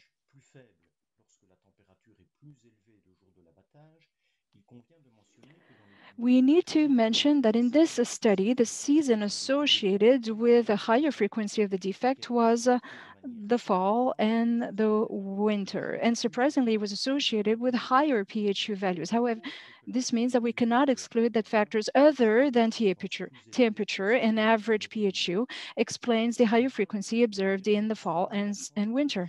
We also need to emphasize the absence of pHU among the variables selected by the model. And this is a surprise relative to other studies, which have shown a connection between the destructuring defect and the pHU. There is one hypothesis according to which the pHU exclusion could be explained by its strong collinearity with brightness. This hypothesis was verified by performing logistic regression analysis on the same set of data after exclusion of the brightness component, A and B components. So pHU is then negatively associated with the destructure defect with an odds ratio of 0.28, which is similar to that observed for pH1. These are the results observed for pigs, the meat of which has been processed. We find the same observation for the rate of incidence, the season effect, the sex, but not for the farm effect, which does not appear here. The connections are less systematic than for the set of 1,500 pigs. There's no connection with PHU. This analysis did not show a connection between the destructuring note and the ham characteristics. We need to bear in mind that when we use a t-test, the upper and lower destructuring scores, there's a significant difference for two main characteristics that do not favor the grades associated with a higher score, including the ointment-like aspect. This dataset was then also subjected to a logistic regression analysis to predict the unstructured defect. Out of the 17 explanatory variables, that's the 12 previously used variables plus the 5 variables relating to the cooked ham, the variable selection procedure retained 6, and none of which is a characteristic of the cooked ham. So in short, most of the previously observed associations are found. One important observation, however, this time, a tendency towards a positive association between the destructuring score and PHU was observed. The trend towards a positive association is surprising. As we did with the 1,540 data set, we exclude the color variables before applying the analysis. PHU is no longer retained in the final model. Now the conclusion. The first study carried out in Belgium confirms the presence of the destructuring defect to a large extent. This can be explained at least partially by the overall low PHU observed during the study. The link between the defect and the rearing factors on sex and season is very clear. The defect could be related to many of the meat and carcass characteristics studied. Now, the lower association with the characteristics of cooked ham could be explained, at least in part, by the smaller sample size and the low PHU variability. It should be noted that, although the PHU decreases with the destructuring score, this association does not appear when the data are subjected to logistic regression analysis due to strong co-linearity with the brightness of the meat. But there is more. The data collected during the study constitute a database of great interest, and their analysis can be continued to further study the relationships with parameters related to farming and related to pre-slaughter conditions, and also to draw recommendations for breeders and for swine industry operators. At this stage, we can, therefore, only recommend that all measures be implemented to optimize PHU, even if it's probably not the only factor associated with the destructured meat defect.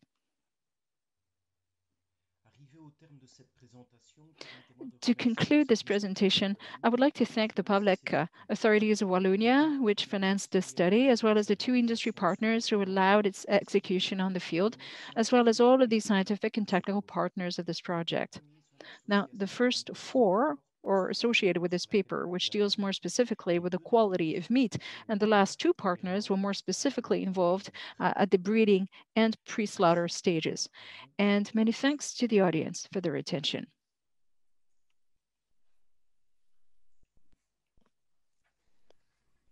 Merci. Thank you. Alors, Jean-Pierre, est-ce que nous avons des questions? Jean-Pierre, do we have any questions? Yes, we do.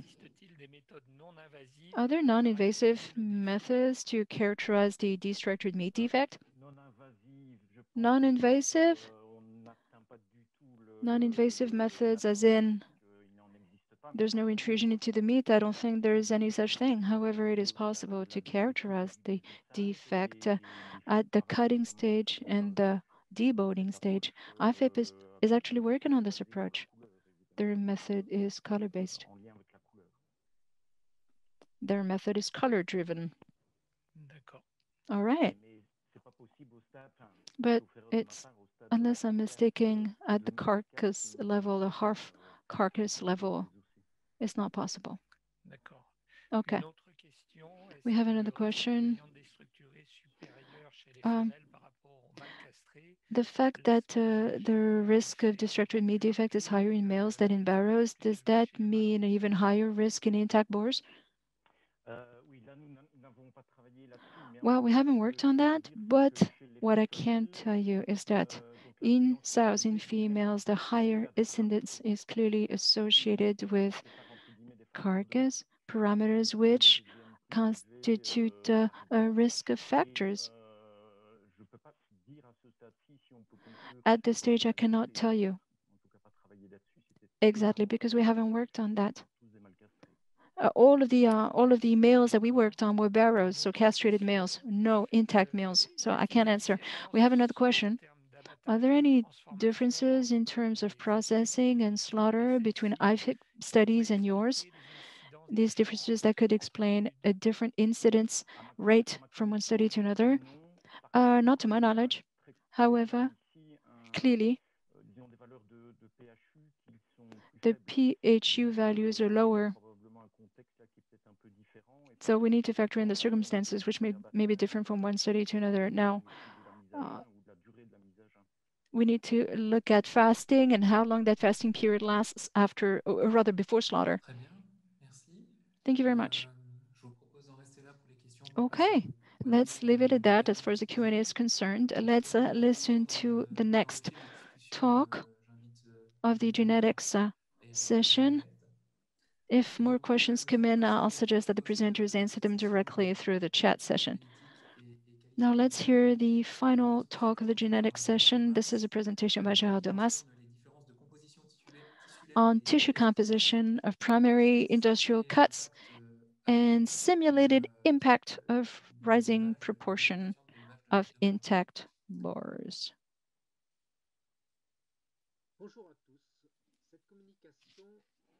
Good afternoon, everyone.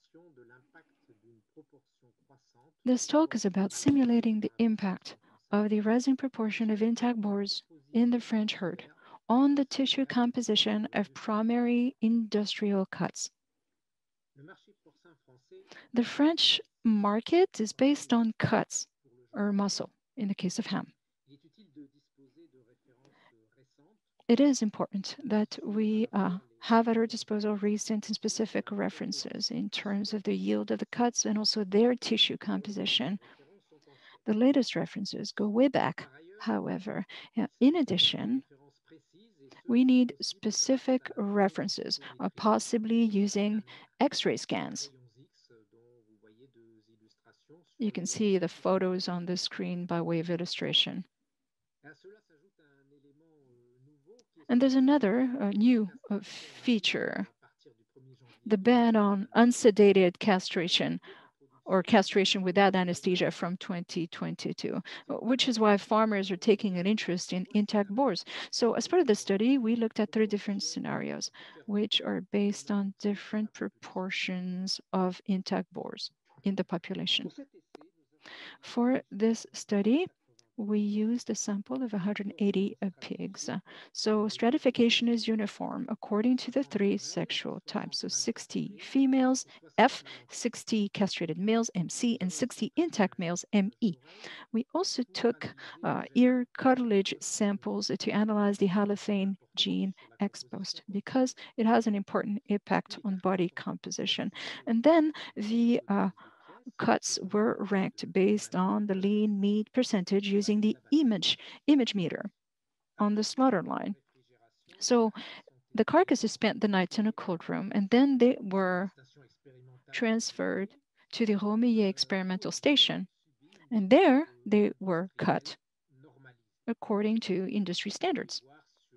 As you can see, in the lower left-hand corner, this is what the cuts look like, the cuts from the cutting process. Now, we took all four cuts, ham, kidney, shoulder, belly, and we ran the cuts through the IFIP scanner. Now, I include the photos at the bottom by way of illustration. So in the middle, you have the kidney sample.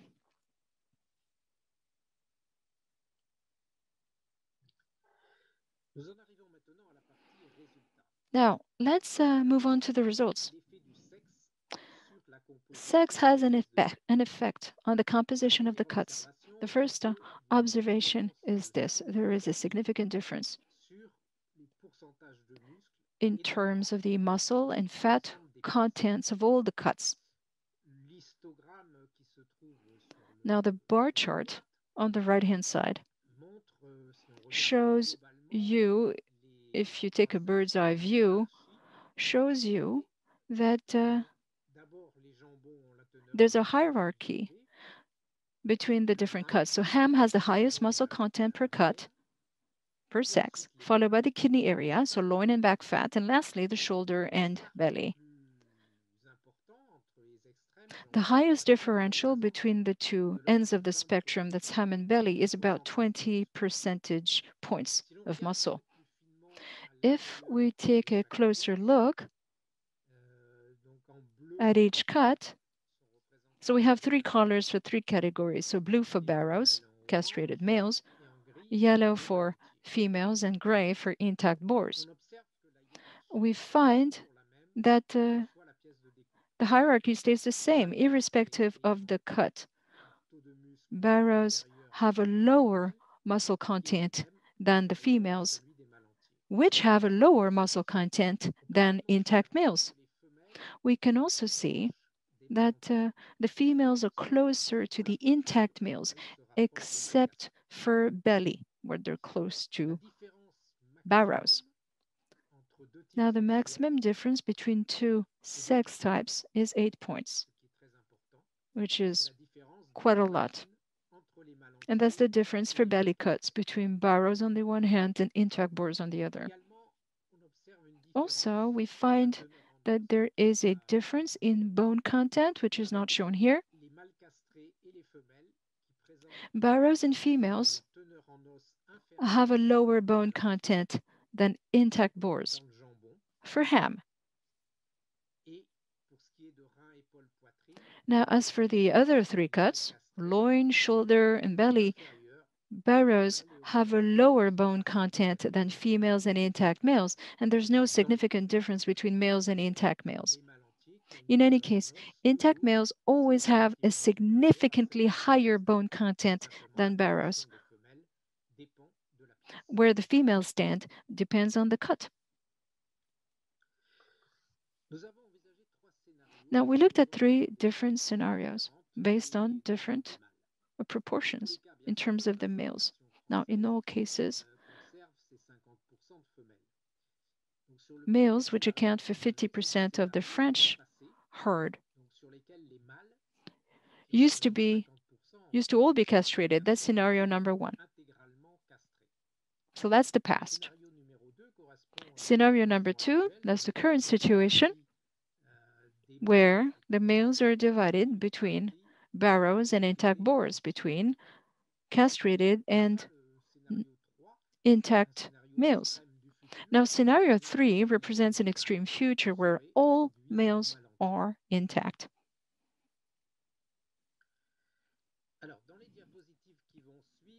In the next few slides,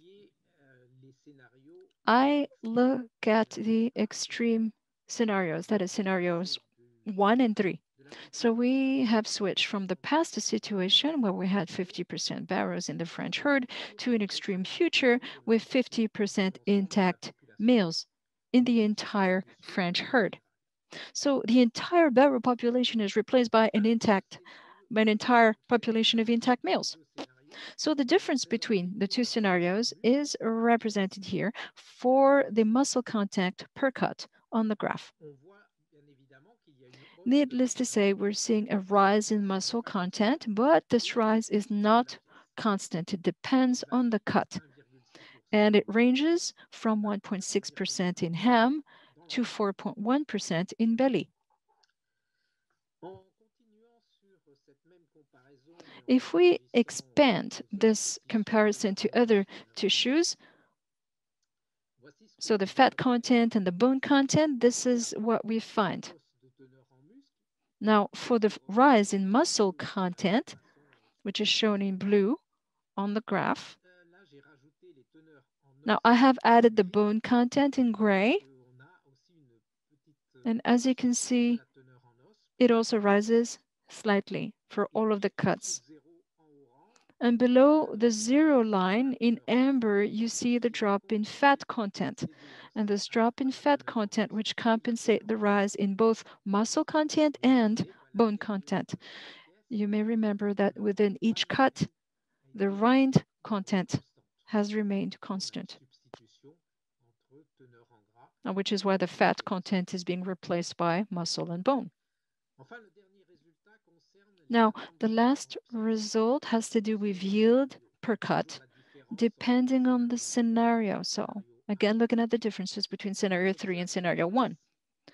We are seeing a drop in the kidney or loin cuts all the way to the left. So loin cuts are down by 0.8% as a share of carcass. In particular, this is because the drop in back fat is bigger than the loin gain. The belly fraction is also down. Now, ham is stable.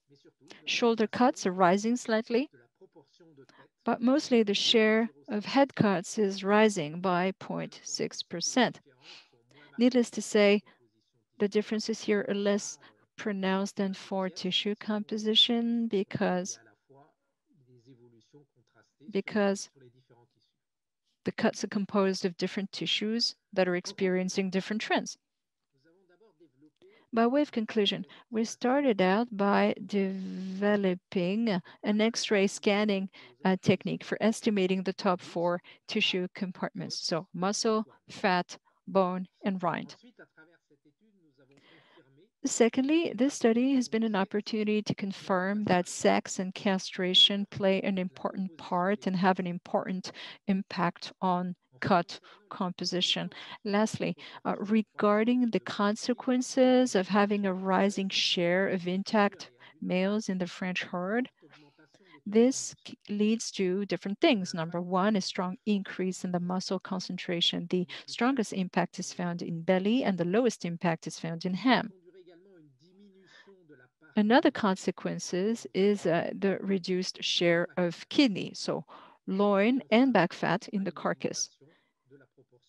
And lastly, an increase in the share of head cuts. The study was carried out by myself and by my colleague, Mathieu Monziol from IFIP. And we received funding from CASDAR, the special fund allocated to rural and agricultural development as part of the Hyperscan and Scanali programs. That's it for me. Thank you very much for your attention. And if you have any questions, I am on hand. Merci. Thank you. Donc, Gérard, je vois que tu montes à la tribune. Super, merci. Donc, Thank you for joining us, Gérard. Une ou deux questions. We will take a couple of questions. Alors, moi, j'avais une première question pour lancer cette discussion. Let me get started. Let me get the ball rolling. Est-ce qu'on attend une évolution, en tout cas, de la valeur? Are we expecting changes in carcass value? You showed there was a drop in the relative weight of loin and relatively speaking, an increase in head cuts. The fact that there's going to be a rise in the share of intact boars, do you think this will have an impact on carcass valuation? Yes, of course, it's bound to happen. We're seeing this right now.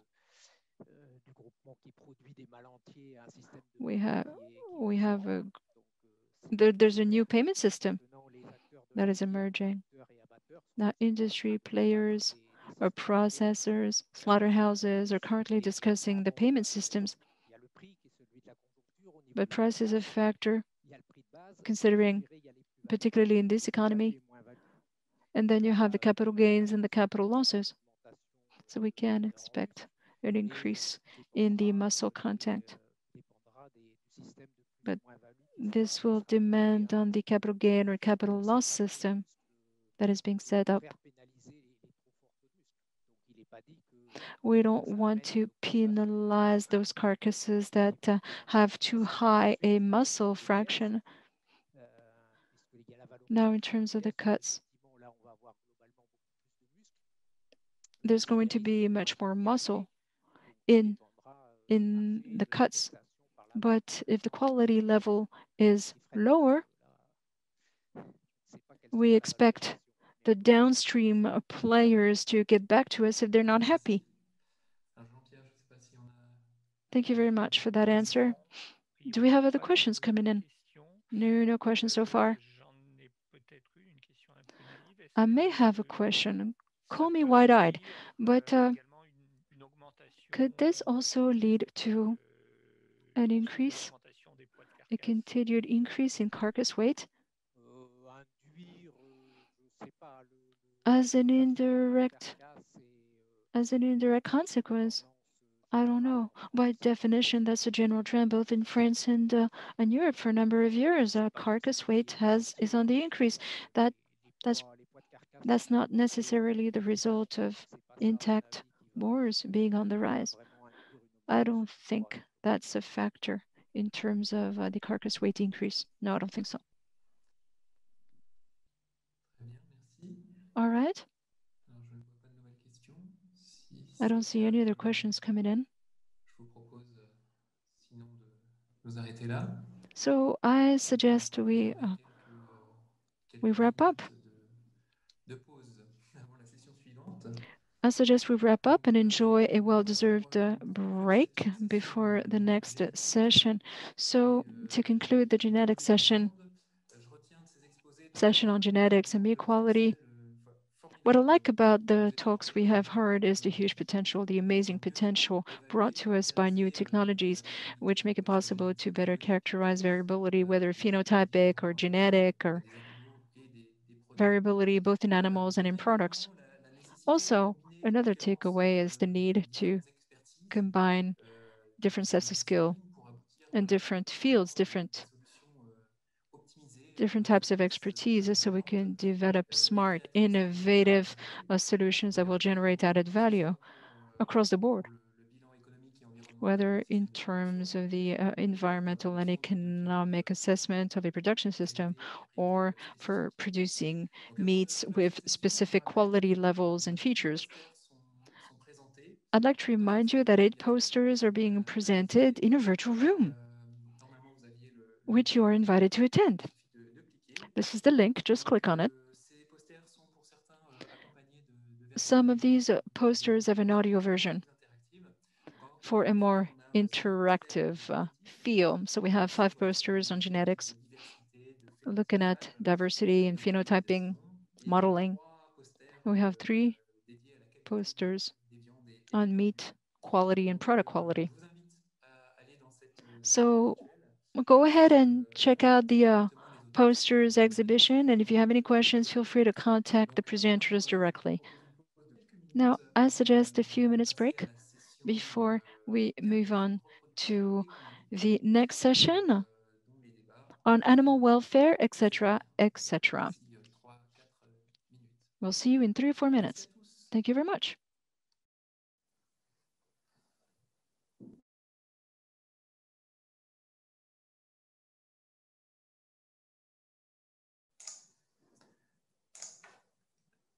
Je ne sais